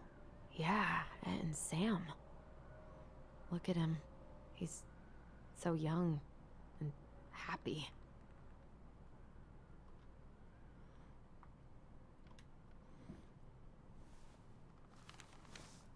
Her father.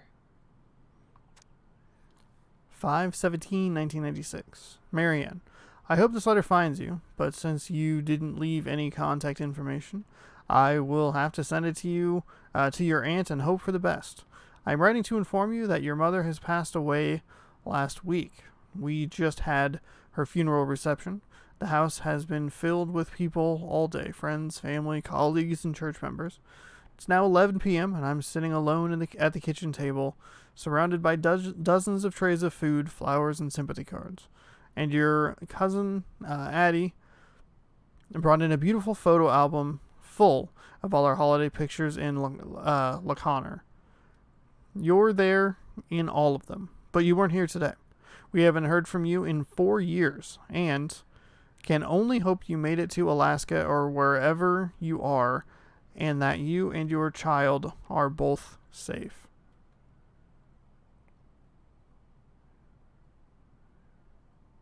Singular? Your mother has been sick and depressed for years, and you can imagine why. The pain of being shunned by her own daughter, knowing she would never get to see her grandchild grow up again, singular. It spread through her body like a cancer and consumed her completely.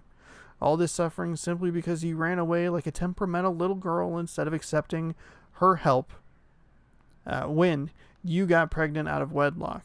After dropping out of college and without a penny to your name, she only stepped up to help because she knew you weren't ready to raise a child properly. Marianne, a mother's duty doesn't end when her children leave home. Now that you're a mother yourself, I hope you will begin to understand that good parenting is about coddling children. It's about providing for them and shaping them into the people they're supposed to become, whether they like it or not. I won't trouble you again. You made your intentions clear.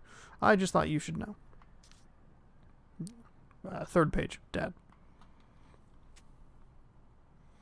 What the hell? Child. Marianne was pregnant in 1992, before she even got here. Before us? Do we have a long-lost sibling out there somewhere? It's possible, but she could have given it up or miscarried. Who knows? Yeah, you're right. Do you think we could track down her father? You mean the grandfather she never told us about? I don't think I want to.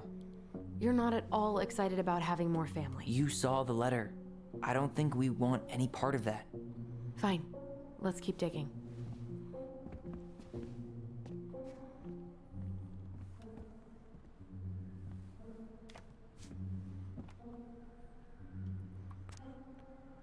Salmonberry Park, Kodiak Island.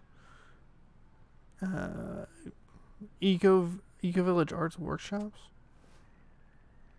Salmonberry Park. Huh. Is that some kind of commune? Looks like it. So weird to imagine her living in a community like that. With, other people. The weirdest part is how they all seem to love her. Where was prom queen Marianne when the whole town was turning on us? From the good people of Salmonberry Park, Kodiak Island, June 1992. Oops. Don't be a stranger. Keep on looking for those answers to the questions in your head to which you're blind. Smiley face, Shelley. Shelley, learn how to phrase things more concisely and not in such a pretentious, annoying way. We miss you already, Sal and Bronwyn. Sorry we're losing you to a modern civilization. We'll miss your positive attitude and your adventurous spirit. Also, your wild edibles picking skills. Haha. Pretty Marcus. Bon voyage, Marianne. Marianne, you have the warmest, most beautiful aura.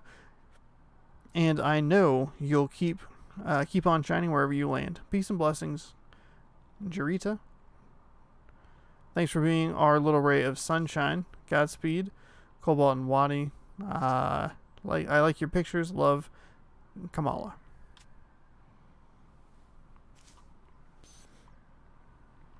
Wow.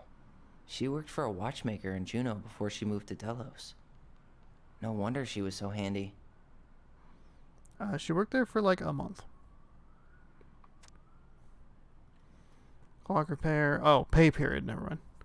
Earning, gross revenue 2,500, deductions, federal tax 3625, state tax 155, med, social security, net pay 15. Jeez Louise, she lost almost $1,000. Rip.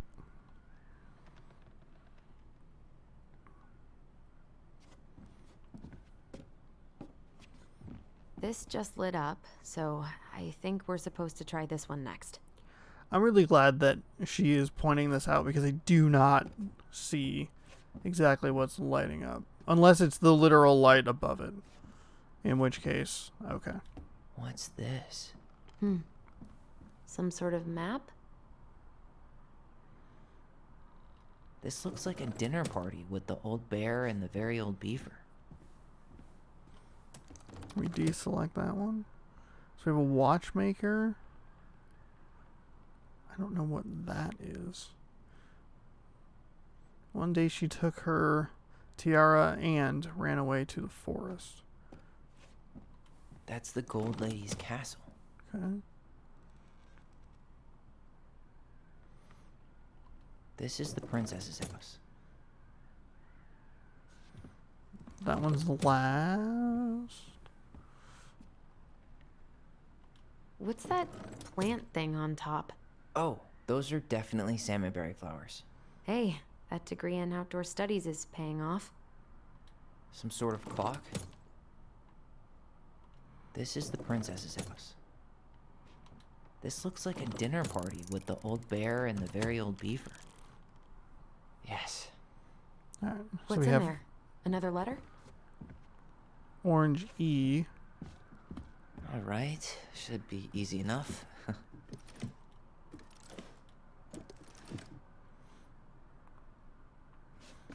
Now I could just do that until it pops open, but The princess's laws. Is this from the Book of Goblins? Not that I know of. Well, sure looks like it could be.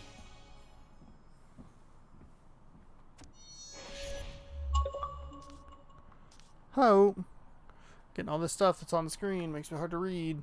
The princess is lost. Once upon a time, in an ancient and deep forest, there lived a wise princess in a big wooden house. She made it through the woods and to that house with nothing left but the clothes on her back and a single item from her old life, a splendid tiara. She lost almost everything in her desperate fight from the Mad Hunter. Desperate flight from the Mad Hunter. The trees tore the rucksack from her back and shredded her dress and left her pattern of red welts on her skin. But through it all, she clutched the tiara close to her chest, fearing any misstep could cause it to fall from her arms and break. The tiara had its own spot in the big wooden house, a pillow near the window, where the sun would catch on its surface and shine and wink. The princess could stare for hours at the tiara, marveling in its beauty and running her thumb down its curves. Every morning she would wake and she would tend to it, polishing every surface to be sure it shone as brightly as it possibly could. Then she would pluck it up, place it on her head, and walk the woods, feeling somehow more complete. But what, after all, was a princess without a crown? Every night she would place it upon its pillow, give it a quick kiss, and go to bed. On her way, she would pause and glance back to be sure it was still there. She hated to be separated from it, but she knew it was safest on the pillow while she slept. This has got to be the other kid. One night, the princess woke to a raging storm. The wind howled against the walls, rattling the windows in their panes. Fearing a gust might bust a window open and blow the tiara to the ground, she plucked it from its pillow and brought it to bed with her. All through the night she held the tiara close, and in the morning she woke to find herself still cradling it. The storm had passed, and the princess relaxed. That day was the same as any other, though she perhaps gave the tiara an even more thorough cleaning, grateful as she was that nothing had gone wrong. That night she placed the tiara upon the pillow, gave a quick kiss, and went to bed, pausing on her way to make sure it was still there. In the morning she woke and sensed immediately that something was wrong. In the living room the tiara lay upon the ground, broken, dull and faded.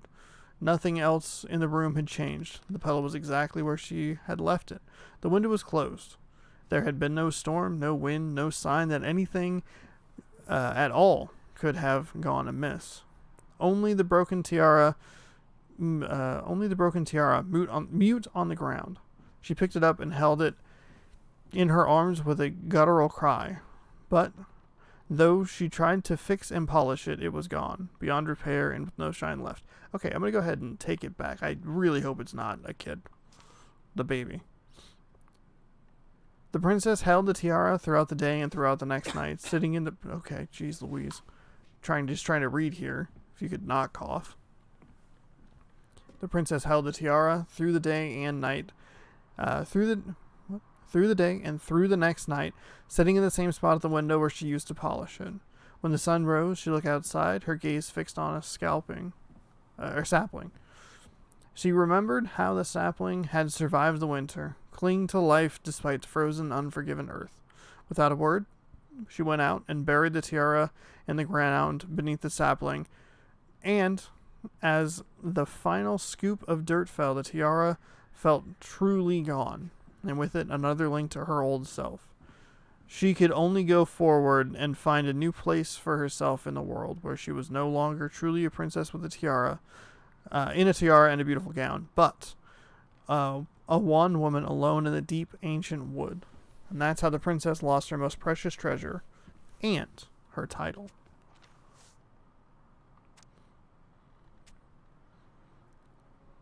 And that was how the princess lost her most precious treasure. That's what I just said. Thank and you. Her title. That was the story she read us that night. God, it makes sense now. Yeah. She got pregnant.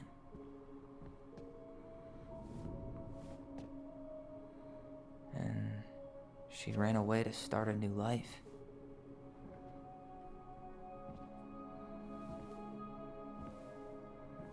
And then she made her way to Delos Crossing, where she was finally happy.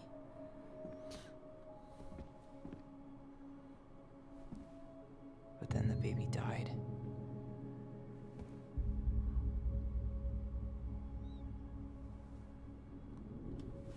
I can't even imagine how she must have felt. She left everything behind, built a whole new life for him.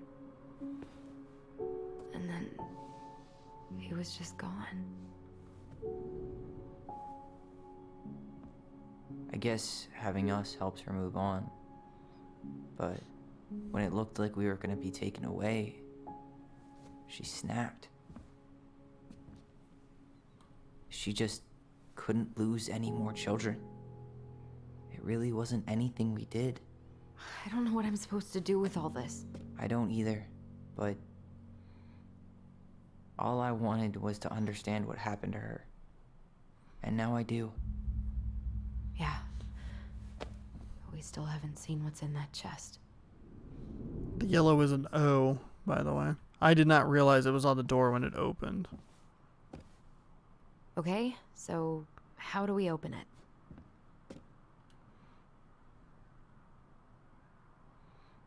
I don't want to sit on any of that. Oh, set down. Oh. These are for like... Here, the Secret Keeper, hiding secrets in the clouds. Gold Lady stays locked up in her castle. Back in your pond, Big Frog. The old bear's gotta be in his ice cave. We'll let the mangy muskrat have his rock back. The Ice King goes in the forest, obviously. There you go, stalwart moose.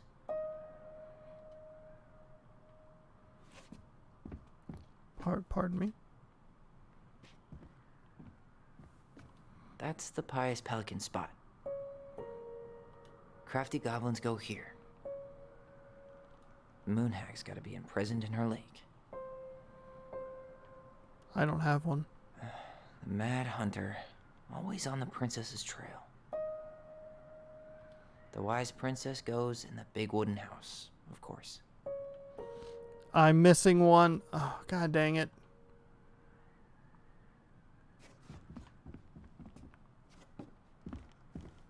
The princess lost her most precious treasure. That's why it all happened. I still can't wrap my head around it. Maybe that's the last thing that we're about to open. Why are these pictures from the Book of Goblins here? I don't know. Hey, I want to take a crack at this one before we try to figure out any others. Oh, okay. Why don't we just break this open? There's a crowbar right downstairs. What? No. You don't want to try and figure out what all this means? I'm so done with her riddles. Yes. Oh, Leo's the kid's name. Great.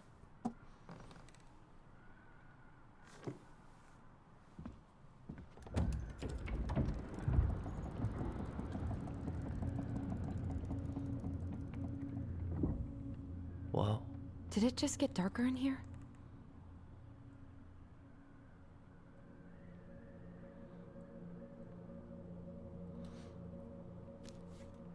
Ollie. She noticed. Dear Allison and How was Ollie, your son? we write stories to understand and to be understood. But what good is a story without a first act? I'm sorry I kept mine from you for so long. All my love, goblins.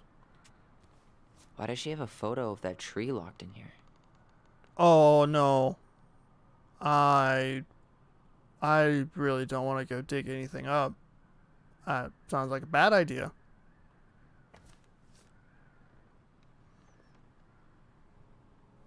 Is that? Leo Ronan.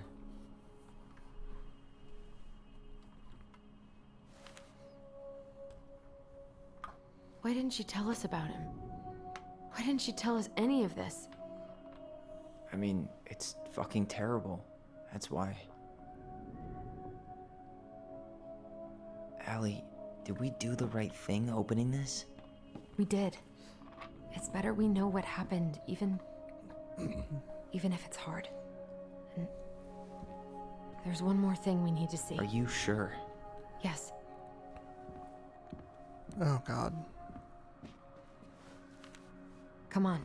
Let's go to the dock. It's time to finish this. Is that really what we want to do here? Do we really... You really want to go? You sure we've seen everything?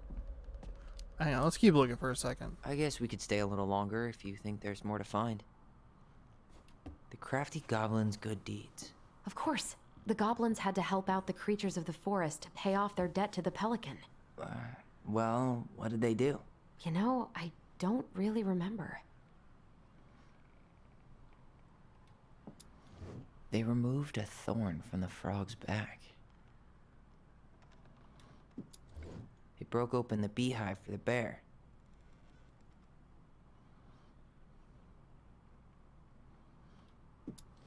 They helped fix the beaver dam. Huh. They had to give nuts to the muskrat. They gave the stalwart moose a good scratch on the back. They hugged the princess when she was crying. Crafting goblins, good deeds. Begging the princess. Ba-ba-da.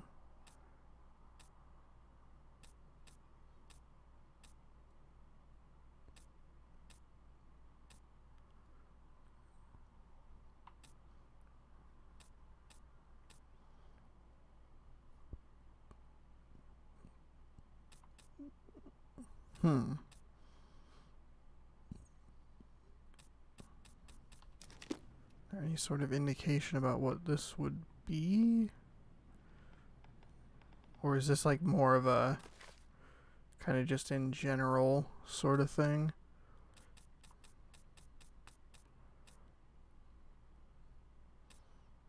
Save the old beaver.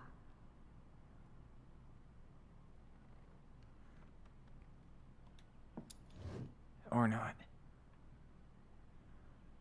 So, okay, maybe it's just based on more on titles? The frog is punished. Maybe not.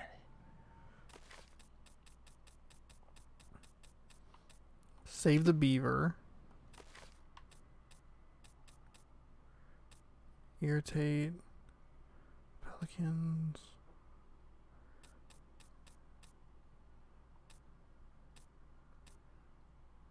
Huh. Trick the muskrat.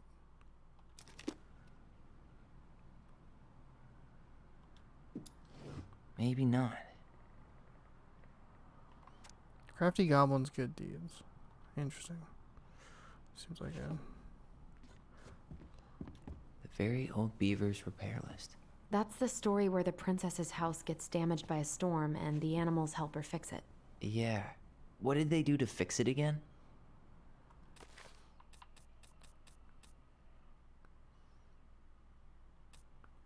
The beaver fixes the house.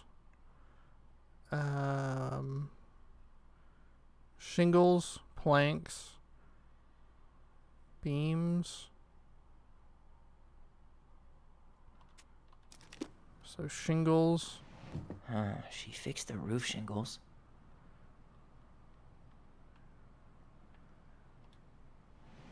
She slapped the post with her tail to right it. She repaired the water leak. Maybe not. She fixed the planks that... All right. Damn. That must have been rough on Eddie.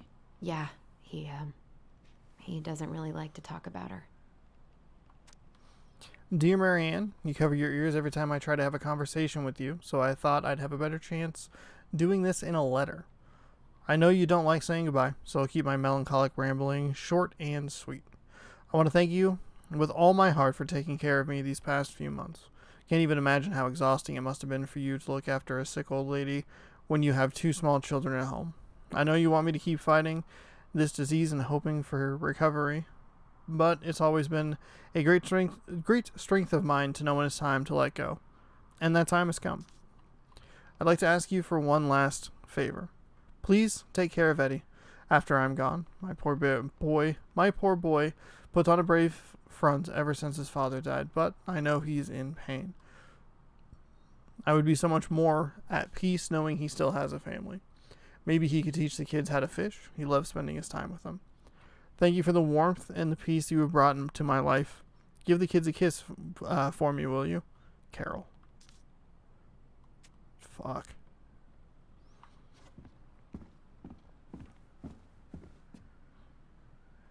The old bear's gifts for the princess.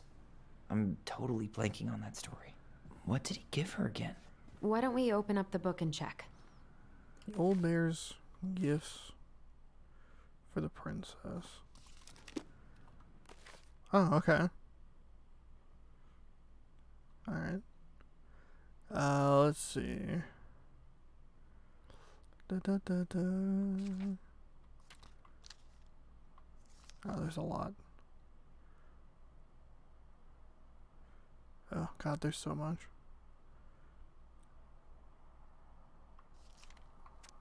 The old bear and the princess. Once upon a time, in an ancient and deep forest, the old bear stood on the bank of the river, swiping its salmon on their way to the spawning grounds.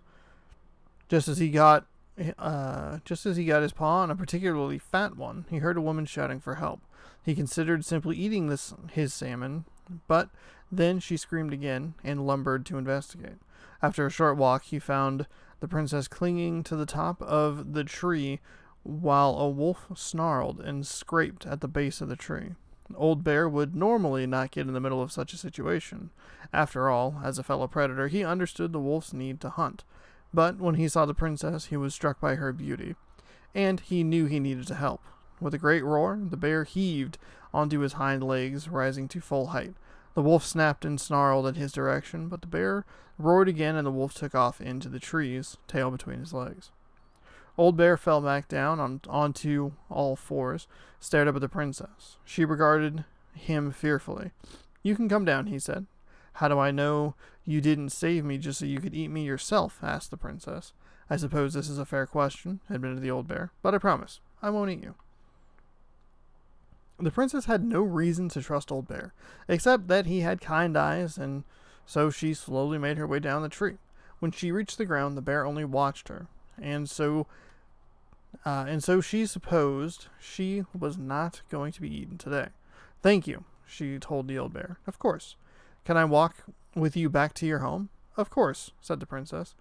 And so the princess and the old bear walked together through the forest, back to the big wooden house.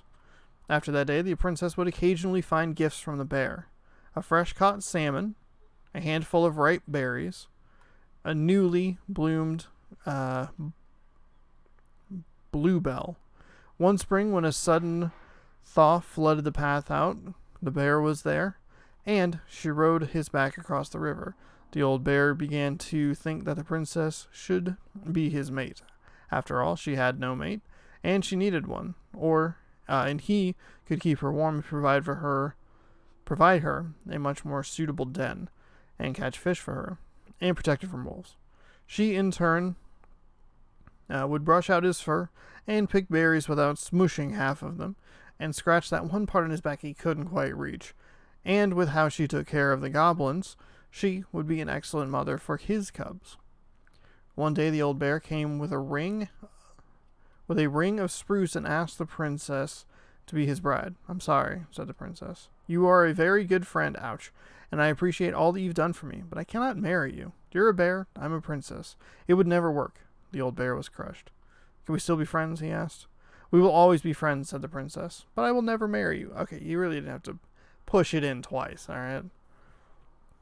The old bear and the princess carried on their friendship, and after 1 year, he tried to ask her to be his bride, but once again she refused him. This happened 1 year later, and 1 year after that, and then finally the princess said, Old bear, you are my dear friend, and I appreciate all that you have done for me, but I would sooner you have left me to the wolves than marry you. And that's how it will always be. I have my hands full with 2 goblins who live under my house, and they are all I need. That wounded old bear deeply. But it was finally enough to stop his proposals. They remained friends, and he continued to give her gifts of fresh salmon, ripe berries, and newly bloomed bluebells. But Old Bear never again asked the princess to be his bride, much as he might have wanted to. That's how Princess befriended the old bear, and how she refused him. Okay. Salmon, berries, and bluebells. Salmon. Salmon. A newly bloomed bluebell? A handful of ripe berries? Fresh caught salmon? Nice. Man, he had it bad. Just couldn't let go.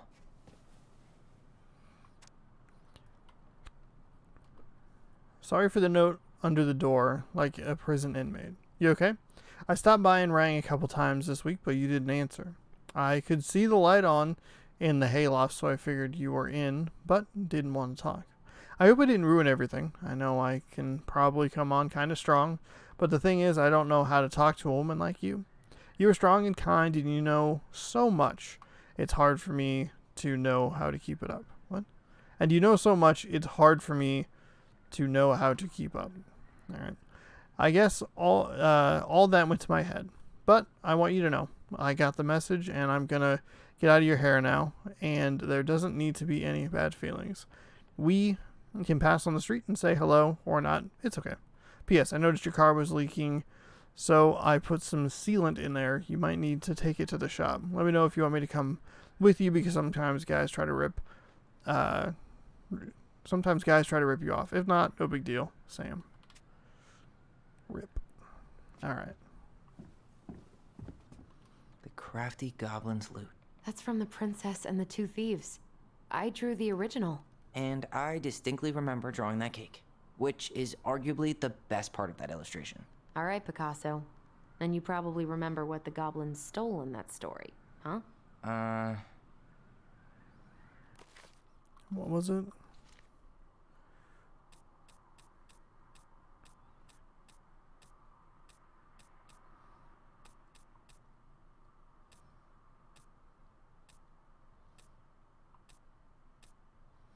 Ah, shit. What was the story? Fudge.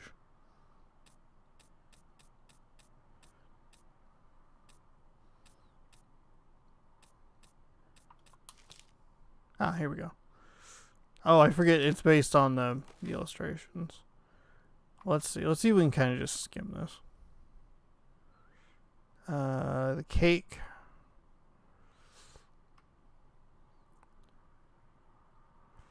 Ba-ba-da, ba-ba-da, ba-ba-da-ba-da-ba, ba-ba-doob.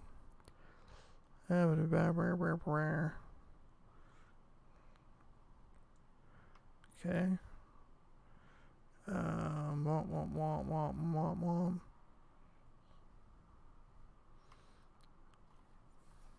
Princess in a big wooden house. House was built in a strong wood of the forest, and it kept the princess warm and safe.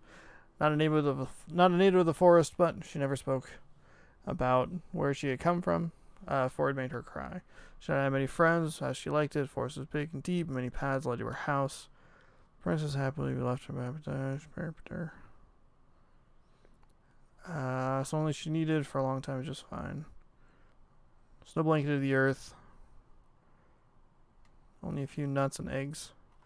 Fruits, nuts, eggs.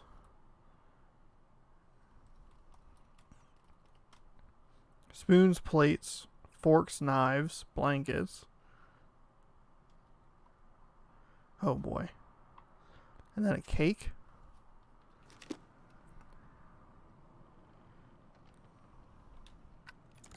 Some flour for the cake, maybe? Hang on. Actually, I'm not sure. What if they took some spoons? Maybe they took some of the princess's fruit? Did they steal candy? I'm pretty sure they stole some eggs. Wait. That's it. I always wondered where that drawing went. She said it was her favorite, and then one day it just disappeared. You were the best mom in the world. The prettiest princess. Okay, we're one away from solving all of these here. The crafty goblin's good deeds. Of course. The goblins had to help out the creatures of the forest to pay off their debt to the... They removed a thorn from the frog's back. Did they though? They had to give nuts to the muskrat. So, the bear. How is this related to any of the pictures? The beaver fixes the house.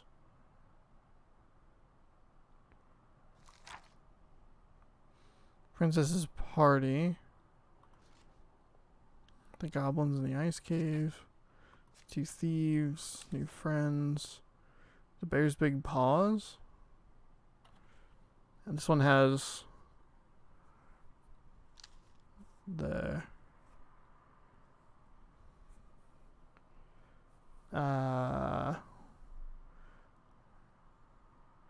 thank you.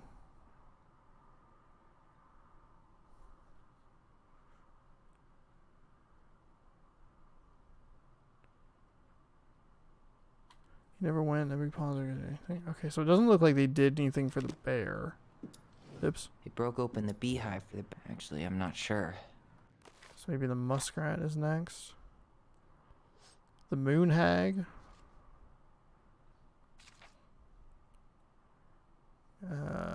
Pelican. If there's not a pelican, you can... some...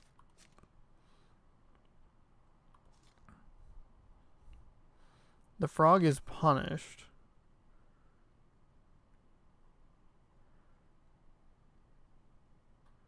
Try the party one.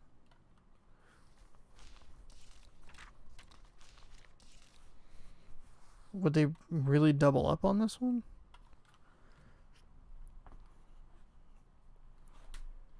This one has already been used. This one was in it was in the first episode. First chapter. Has all the characters in the picture. Yeah, I agree with that. But I think... Yeah, this one was used to open the door in the first episode. So let's see. The bear... The old bear was there. Claw so sharp as a big frog. The muskrat. But the goblins aren't in here. This one's just about the princess.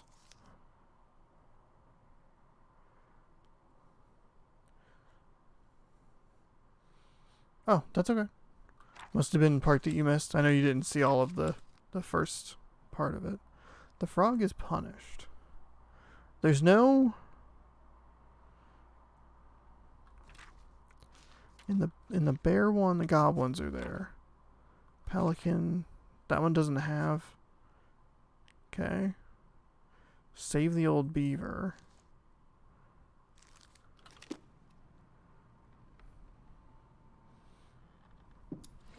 Wait. They helped fix the beaver dam. Fix the beaver dam?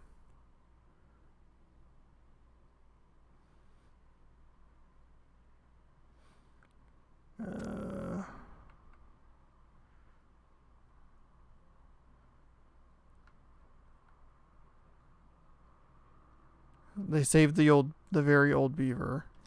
Okay. They hugged the princess?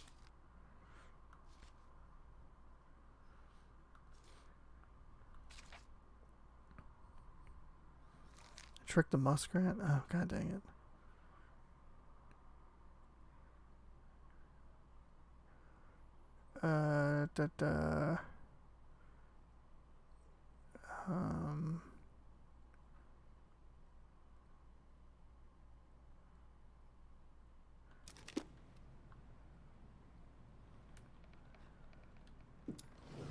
Or not. What is that one? Huh. They had to give nuts to the muskrat. I don't think they did. Maybe Wait. they did that. Or not. Wait. Actually, I'm not sure. They hugged the princess when she was crying. Huh. They had to give nuts to the muskrat. Ugh. Wait. They gave the stalwart moose a good scratch on the back.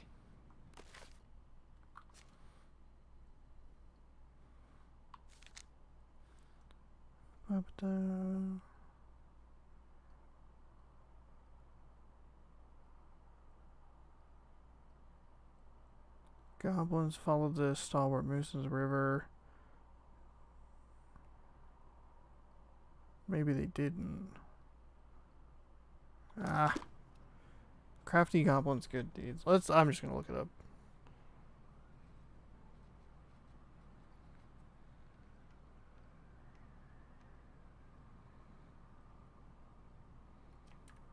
Crafty goblins, good deeds.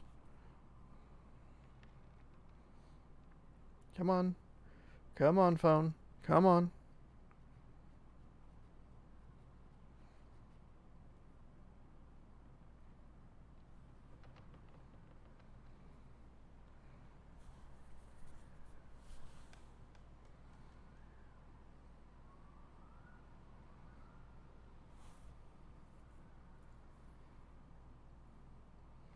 Come on.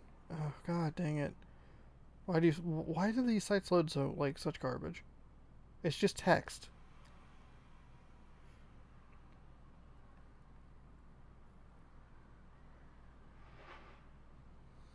Click the character. Moose, Bear, and Princess. They broke open the beehive for the bear. Actually, I'm not sure. Oh. Nailed it. Okay. Our lives would have been so different if their friendship hadn't gone to shit. The Pelican Crossing is a specialty gift boutique located near O'Shea Glacier, catering to...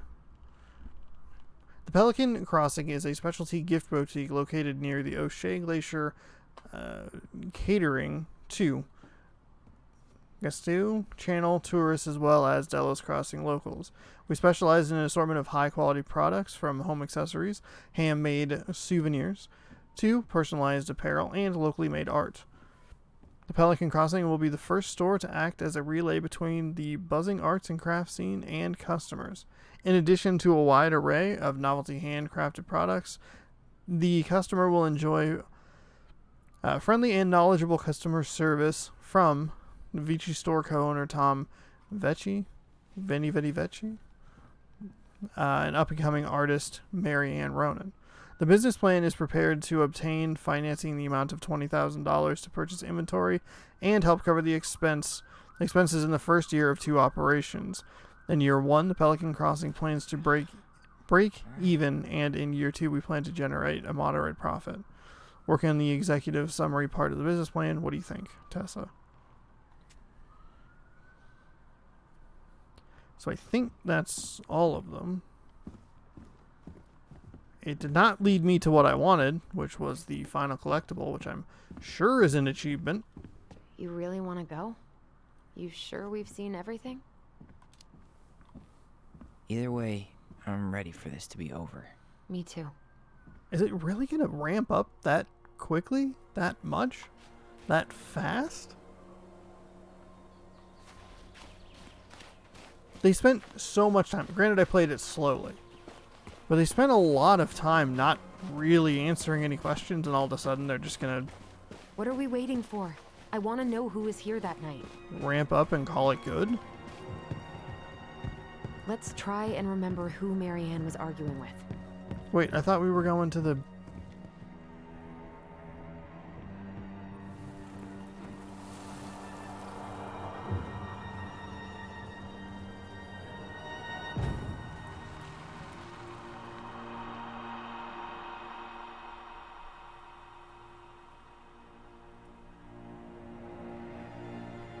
Almost.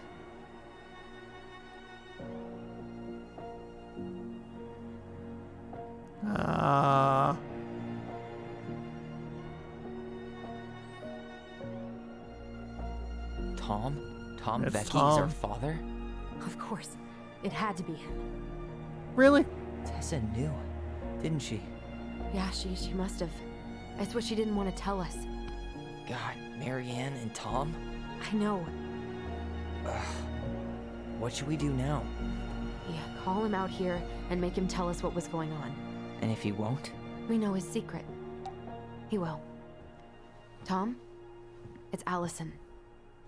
We need to talk. We know it was you.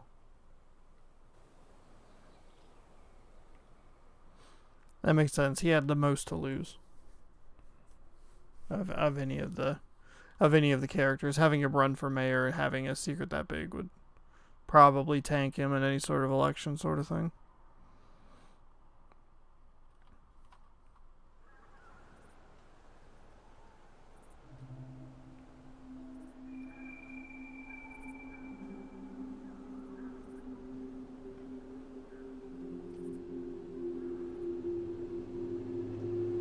Did I skip a part? Because that seems like kind of a jump. Let me take the lead on this. I know him better. I thought I did, anyway. Sure. Whatever. As long as we get answers.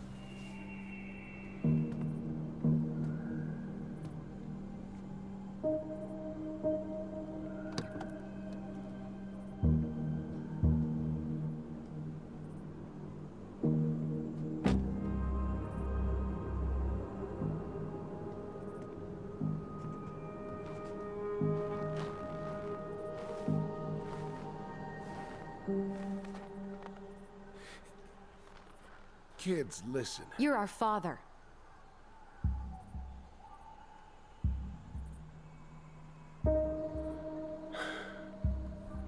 Yes. You knew how bad it got out here. How little we had. Why didn't you help Marianne? You mean all the money she wanted? We didn't have anything to spare. Well, that winter was rough on everyone. You would have starved out here if not for all the free food we gave you. Don't act like you had anything to do with that. That was all Tessa. That's a cruel presumption, young man. Maybe it was Tessa's idea initially. But I supported it. And your mother was happy to live off our handouts.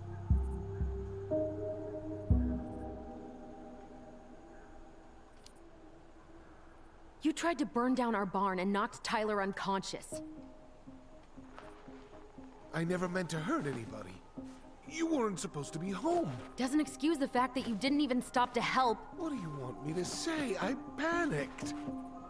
I was terrified that this whole thing was gonna blow up in my face. I had to do something.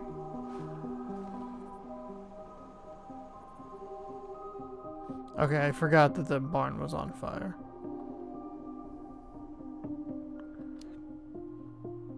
You were here that night. You saw Marianne and Tyler. Why didn't you help?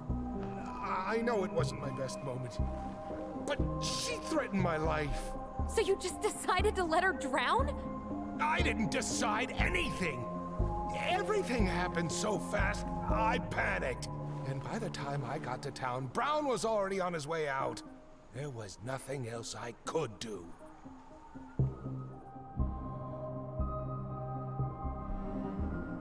Oh. Hey. You hearing me?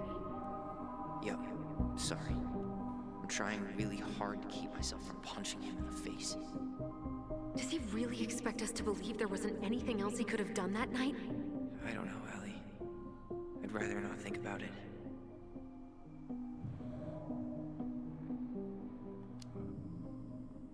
He's not even the least bit sorry for what he did. He could have seriously hurt you. Yeah, he's just a fucking coward. So what do we do now? We tell him he's gotta fix the mess he made, one way or another.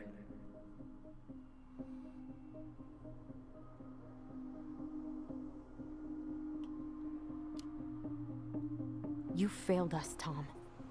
You need to make it right. I'll do whatever you want. As long as none of this gets out. Excuse me? You want me to pay for my mistakes? Fine. But please, Tessa can't know. This'd kill her. Tessa already knows, Tom. No. That's impossible. It never occurred to you the reason Tessa cut Marianne off was you? But she never said anything. Oh, Lord. You should try talking to your wife. Maybe if you had, we wouldn't be in this situation. And maybe Marianne wouldn't be dead. Oh, come on. You of all people should appreciate how troubled Marianne was. She was unhinged. Something like this would have happened sooner or later.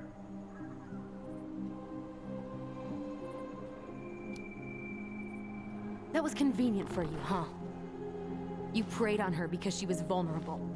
And you knew you could always blame it on crazy Marianne Ronan if you got caught. It was nothing like that. Nothing at all. Your mother was a very pretty woman. And she'd been so many places and done so many things. The way I always thought I would have. I got caught up. Love made me a fool. Look, I made mistakes. But this will not go any further than the three of us. Why? We know. Tessa knows. Marianne's dead. There's no point in hiding it anymore. He's afraid it'll tank his campaign. Am I wrong? Jesus, Tom. I've kept your secret all these years. I don't want to go spilling it. But I will if I have to. What? Yeah. Your little story about self-defense. I've never told anyone how Marianne really died. That night, I came out here because I was worried about your mother. Thank you for pointing this out. Seriously.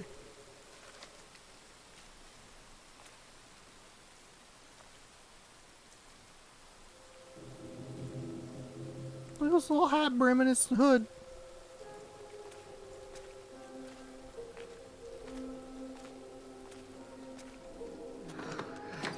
Why do they do it? They made me do it. They made me do it. Why did they do it? This is his fault. This is his fault.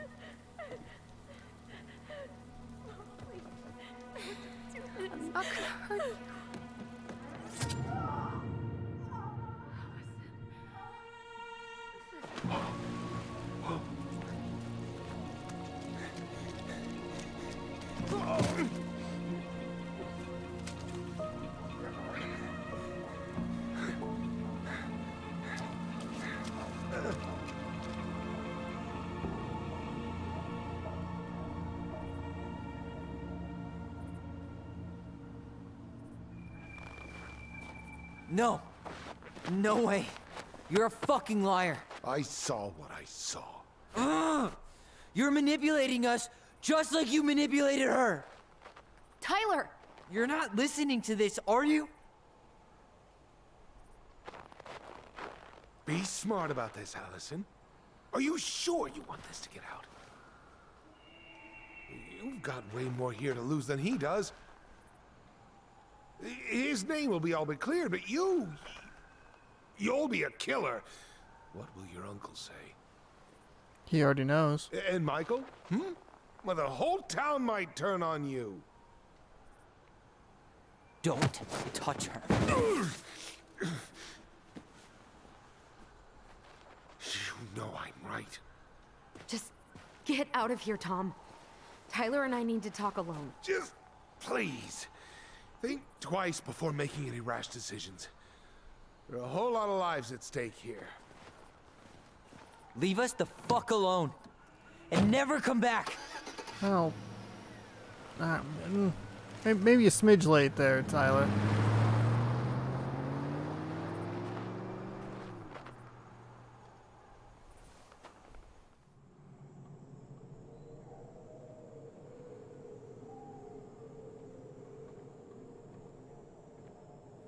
Allie, you okay? You didn't let that asshole get to you, did you? Did you? What if he's right? I've been having all these nightmares about that night, and they were a lot like how Tom said. And now, when I try to remember, that's all I can see. He's trying to mess with your head, and you're letting it work. No, it's more than that. Ever since we started digging, I haven't been able to shake this feeling like something's off. Something's off because he put this in your head. Don't let him get away with it. He might not be lying. We keep getting things mixed up. We remember totally different versions of the past. Those are just details. This isn't that. She was going to Really kill me. important things. I'm not so sure anymore, Tyler. Those are just details. Very important pieces of what happened.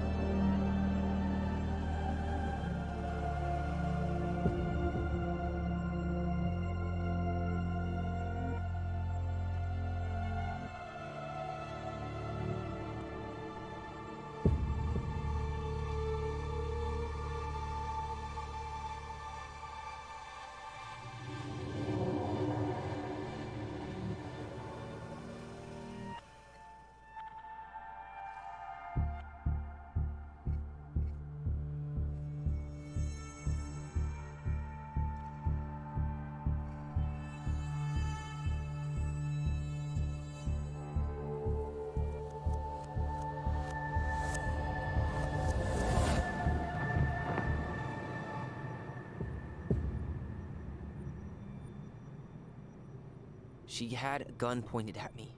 She chased me. She said she was going to kill me.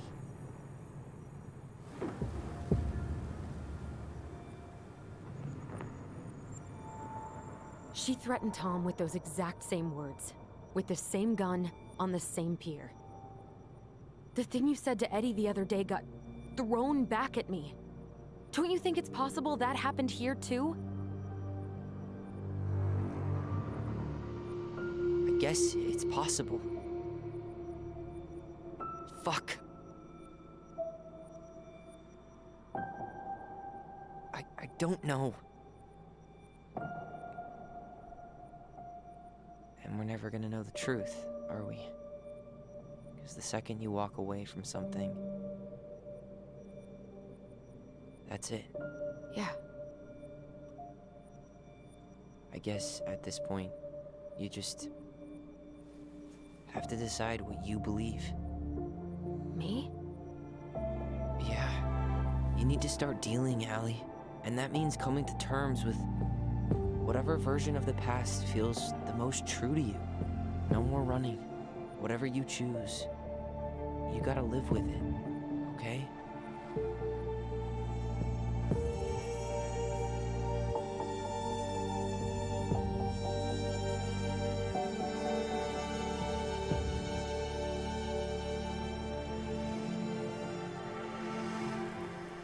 I'm not gonna hurt you. I'm going to kill you! I don't think we've I'm gotten... going to kill you! I don't think we've gotten enough evidence to the contrary that she wasn't falling I'm going apart. to kill you!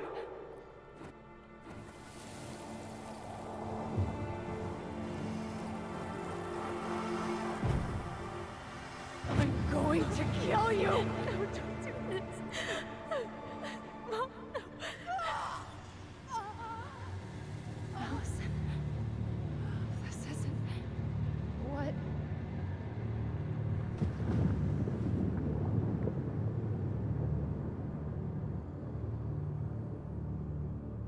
Tom was lying. Marianne couldn't face being separated from her kids again. And the only way to make sure that never happened was for all of us to go together. I know it in my heart. I saved you. I saved us. I know. You did the right thing.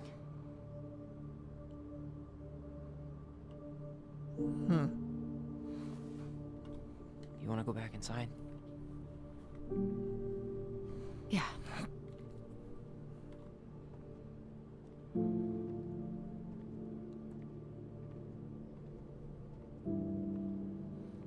I think Don't Nod really struggles with big final decisions. It makes way more sense that she would be falling apart if she had already lost a kid, and she was going to lose 2 more kids, though not necessarily with death, with not being able to see them anymore. It makes sense that she would snap a lot more than the same words were said on the same dock. I don't think they supported that possibility enough with talking about the fragility of memory. I think they try to kind of put that into that idea in the back of your head when they discover the book about raising a transgender child, which makes the transphobia early in the game feel like kind of a misdirect. But I don't think they stick with it enough. They give you a couple of options here or there to pick a specific memory, but I don't think it's consistent. I think their story is much more consistent in regards to her kind of losing a grip on things and being pushed to her wit's end that made her do something outlandish or unreasonable. This game is really interesting to me. I can't wait to think about it more. Let's continue. Hey, peep what I just found downstairs. What do you think? Will it have aged well, or just gone bad?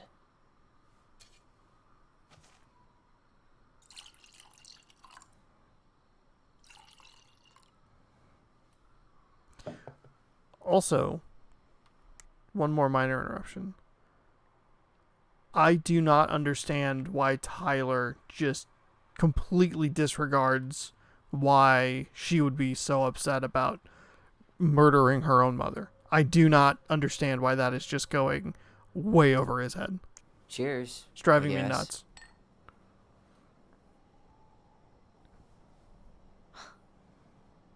I can't believe Tom thought we'd buy that story. And that I almost did. Yeah. I still can't believe he and Mary Ann. What the hell did she see in him? She was probably just really, really lonely after she lost Leo. I could never get that lonely.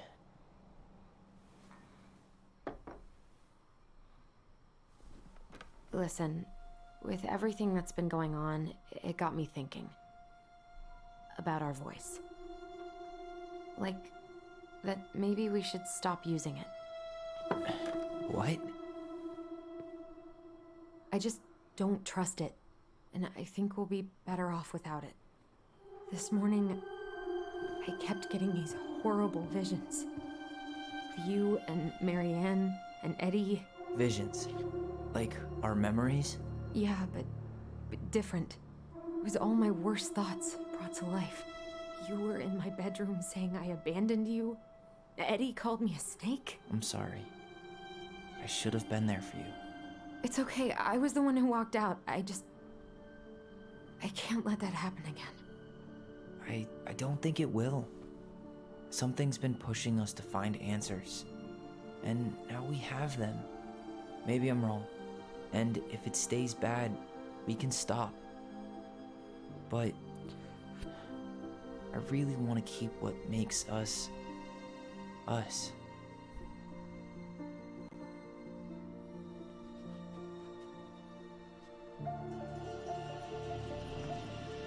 He is just continually disregarding of feelings. Forced to remain below the lake with the moon hag, but she did not kill him, because even reduced to just one hand, he was too useful a servant.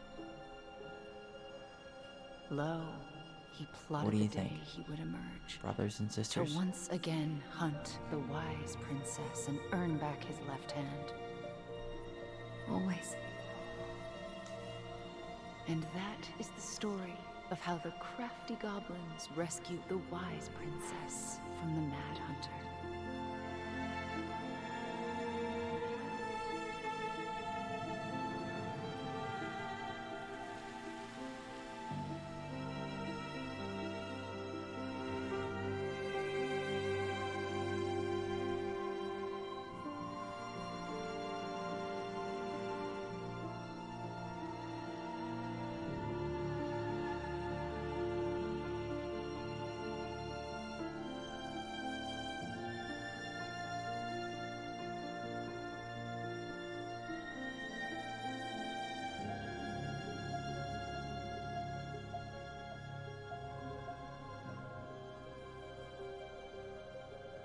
That was a very sweet final line.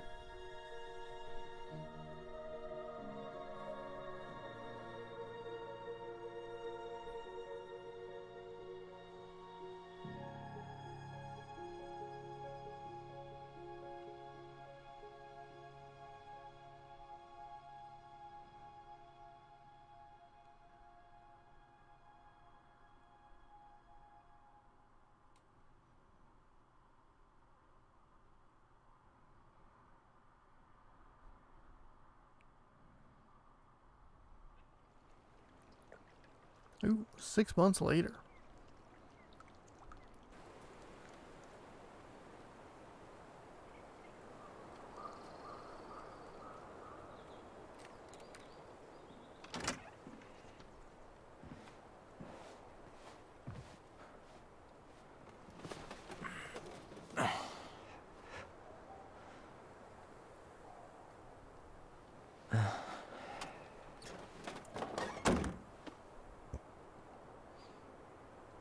Oh, you got the moose. One last look. I'm good to go.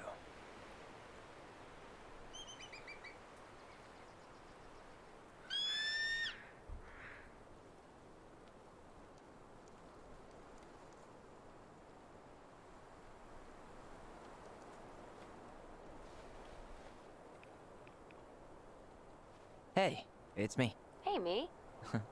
House is empty. I'm getting ready to head out. So, last chance. Is there anything you want me to do while I'm in town? Listen, Ty, you're dropping off the keys with Tina, right?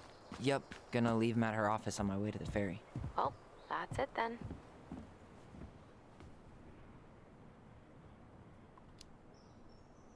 How are you? Good, actually. Really good. You? Same. You know, emptying the house really cleared my head out. Thanks for doing that. The observatory really needed me this week. And after everything that happened, I just felt like I needed to keep some miles between me and Delos Crossing. No worries. You still loving your therapist? Gail, yes. I was actually just doing some letter writing she assigned me as homework. It really helped me get some perspective. That sounds awesome.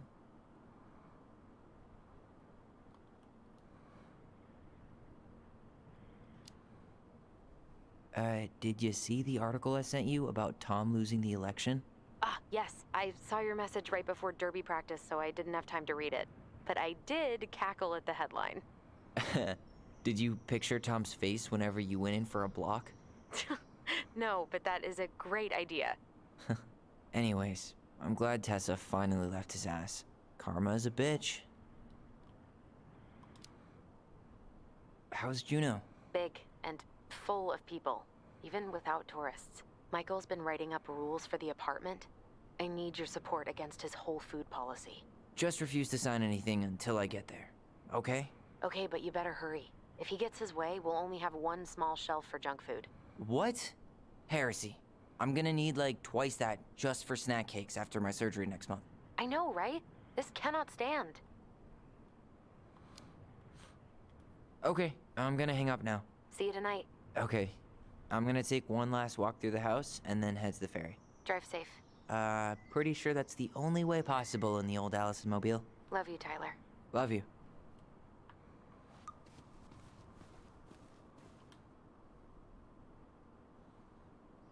Delos Crossing most wanted escapes. Uh-oh. Fuzzy Bandit puts mail at Pearl once again. Peril once again. The raccoon's loose. Take one last look through the house here.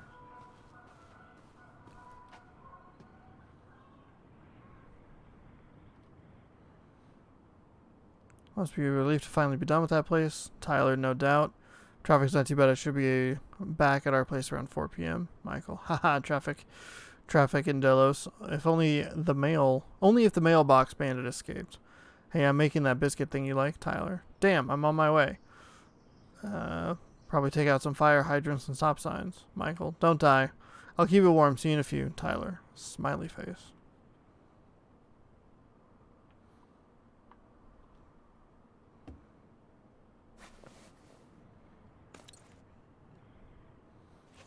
And my laptop. Man, seeing it empty is so weird, but at least it's the last time we'll ever have to.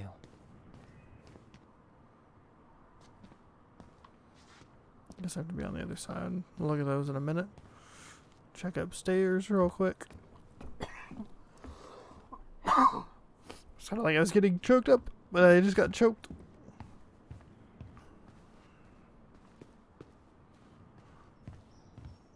Goodbye, room. Goodbye, room. Goodbye, man on the moon?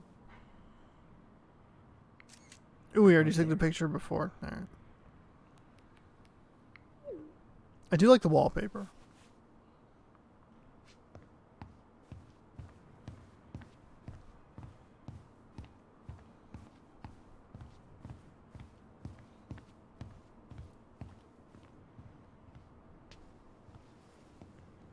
There's paper Certainly airplane up hope there. the new owners are Mr. or Mrs. Fix-It. How do we get the paper airplane down?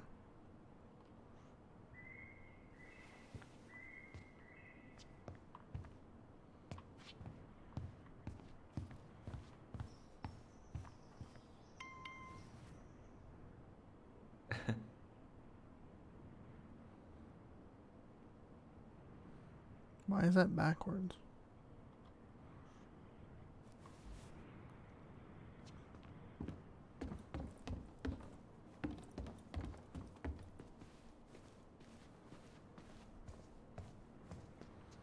Sure, there's nothing to see in here. Check the toilet. Looks good.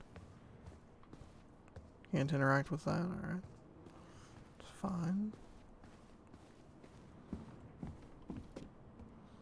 Juneau University.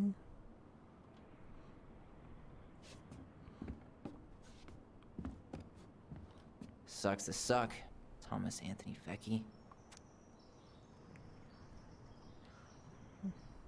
Vendi Vedi Losti by Amy Chung. Delos Crossing, God dang it, Alaska. Thomas Vecchi loses mayoral election against current mayor Leslie Scow. Mayor Leslie Scow declared victory in her bid for re-election over the current challenger Thomas Vecchi with almost 68% of the vote. Oh, so close. Give me that 69. Scow's triumph was the widest margin of victory in Delos Crossing history. Her rival, local business owner Vecchi, sparked much debate in the community over his gun control policies, but Scow's success has been mainly attributed to her willingness to reach across party lines. Many of the community say her re-election came as no surprise. According to sources close to the city council, Scow invited Vecchi to join her mayoral cabinet, but Vecchi refused. Vecchi declined to comment on the election results, except to say that he plans to focus on his family and other business pursuits. Some in the community were baffled by his comments, given the recent shuttering of Vecchi's business, the highly popular Tessa's Cafe, managed by his wife, Tessa. In a separate statement, Mrs. Vecchi announced she was ending her thriving business to focus on personal and spiritual matters. Rip the dream. Huh. Well, at least she finally dumped his ass. Dearest Tyler and Allison, I am writing this letter from Juneau International Airport, where I will soon board a plane to Manila on a missionary assignment. Manila? I apologize for not coming in person to say goodbye, but I was called to make this decision alone and to carry it out on my own as well. I am sure you understand that sometimes we must follow without questioning the prompting of the Spirit. Okay. I will not be coming back to Delos Crossing for some time. Before I go, there is something I feel I must confess to you both. Perhaps because I have never found the strength to confront my husband. I have never been able to forgive Mary Ann for her betrayal. I truly did love you both like my own children. I always wanted to forgive your mother for her unapologetic lifestyle, but when I discovered that you were the fruit of her affair with my Thomas, I wanted her to suffer like I was suffering, and I brought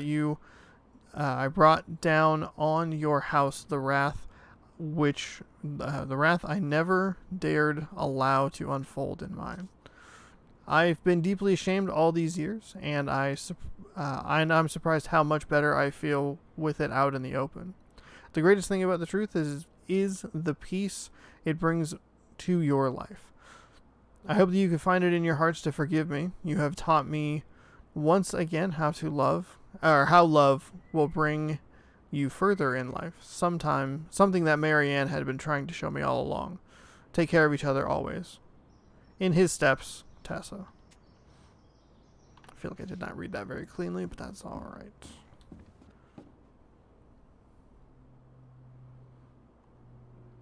And take all of those.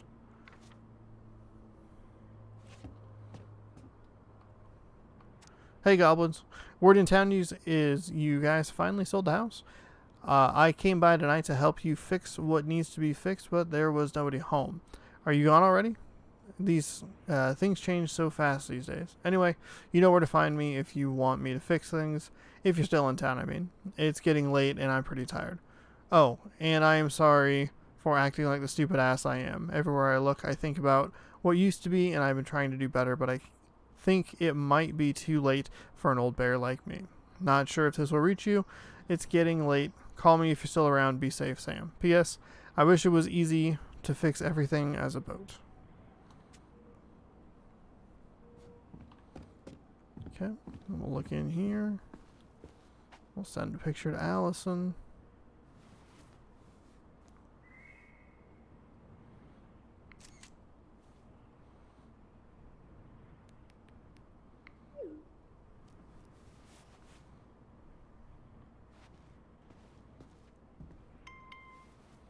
Boom, boom.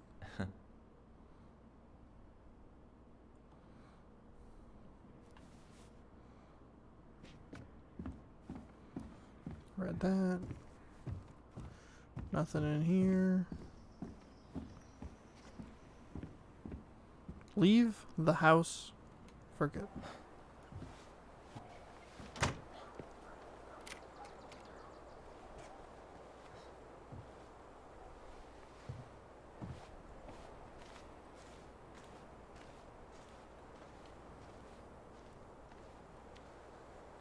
Well, this is goodbye for real, I guess.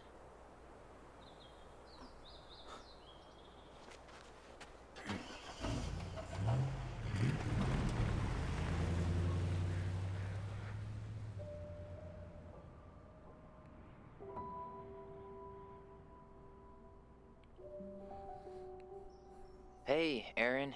It's Ty. Tyler Ronan. I thought I'd catch you on your break between sessions, but I guess you're going along with another rebel with too many causes.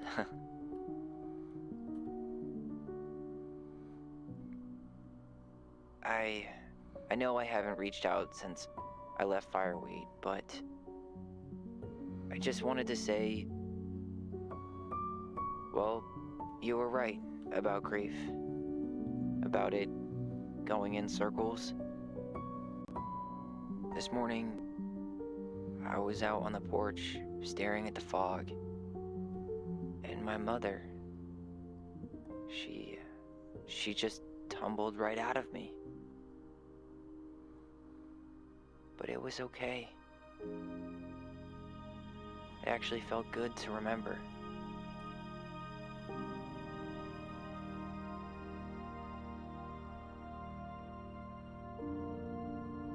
Anyway,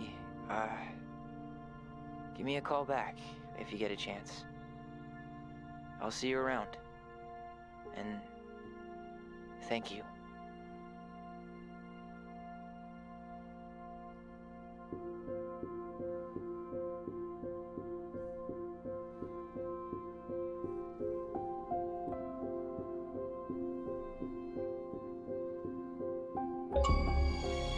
Too bad. You're only giving me 50 gamer score for that. Come on.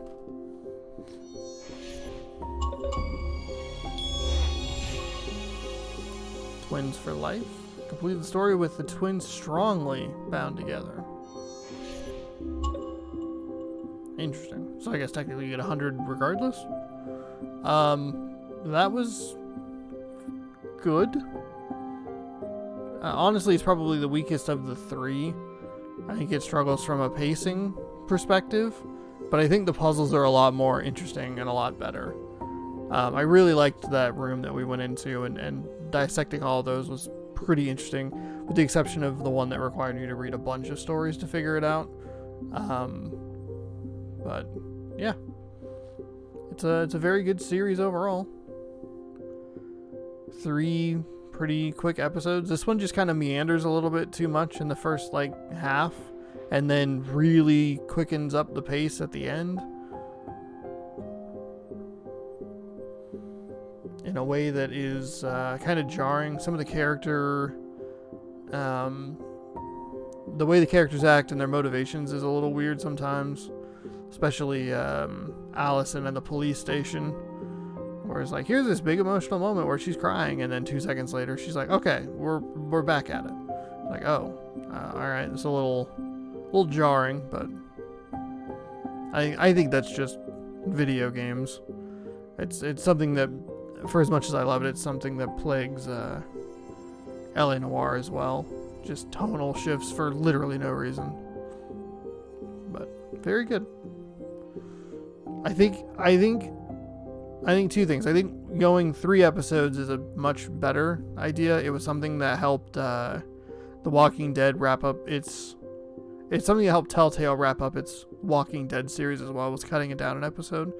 But Don't Nod's definitely been better with their 3 episode seasons or series than their 5 episode series. But 2, I think they really, really struggle with with final decisions. Allison was grateful they completed Mary Ann's puzzle. 8% forced the chest open. 92% completed the puzzle. It's really not that hard. Allison felt that standing by the twins' memory was the right thing. 67% believed Tom's testimony. 33% believed in the twins' memory. The twins trusted their bond and kept their voice. 99% held on to their voice. 1% let go of their voice. I wonder if that is what dictates that final achievement. Interesting. Eddie was relieved that Allison accepted responsibility in the murder. 72% confessed and only 28% did not. We don't really get much of a follow-up with him. It almost plays as like kind of a get-out-of-jail-free card. Kind of literally. Sam felt understood by Allison. 77% listened to Sam's story. 23% confronted Sam with his addiction. Michael felt closer to Tyler. 75% kissed Michael. 25% did not kiss Michael.